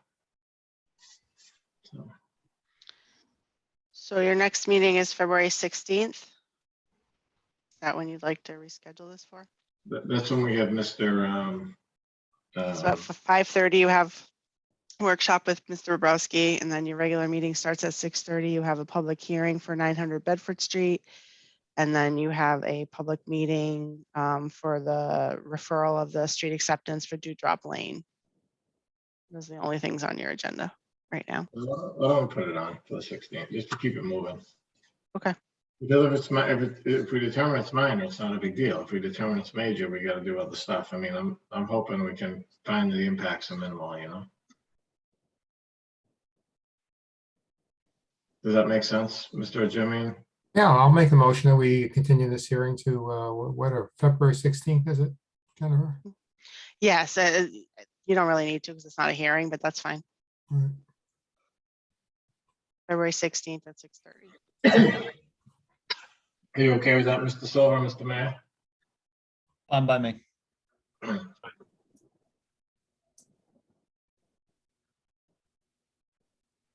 Sorry. So motion by Mr. Jimmy, do we have a second? I'll second, Jean. By Mr. Greeno. Okay, any discussion? Mr. Greeno, Yes. Mr. Geller, Yes. Mr. Jemian? Mr. Jemian? Yes. And I'm in. All right, thank you. Got minutes if you want to do them 3 sets. Mr. Silva, that was only 3.5 hours. Was that quick enough? I was gonna say, am I dismissed? Thank you very No. much. Good night now. Good Good night. night. Thank you. Night, Greg. I haven't had Good a night. chance. I didn't have a chance to read the minutes. I don't know if we want. do we I wanna didn't We're off to the either. next meeting. Do any reports or do we have a motion to adjourn? I'll make a motion to adjourn. Second, By Mrs. Garino, second by Mr. Jemian. Mr. Geller? No, can't we go for 6 more minutes? Well, I can just update the board on one thing. The Auburn Street solar litigation has been dismissed. So that is not being going forward in court anymore. would mean dismissed. The other side filed a motion to dismiss and Jason signed off on it. So So they're not going to just- go forward with their appeal. Okay, thank you. You're welcome. All right, let's That vote. only took a minute, sorry. Yes, Mr. Geller? yes. Mr. Jemian? Yes. Mrs. Garino? Yes. And I'm a yes. Good night, everybody. Night. Night. See everybody later.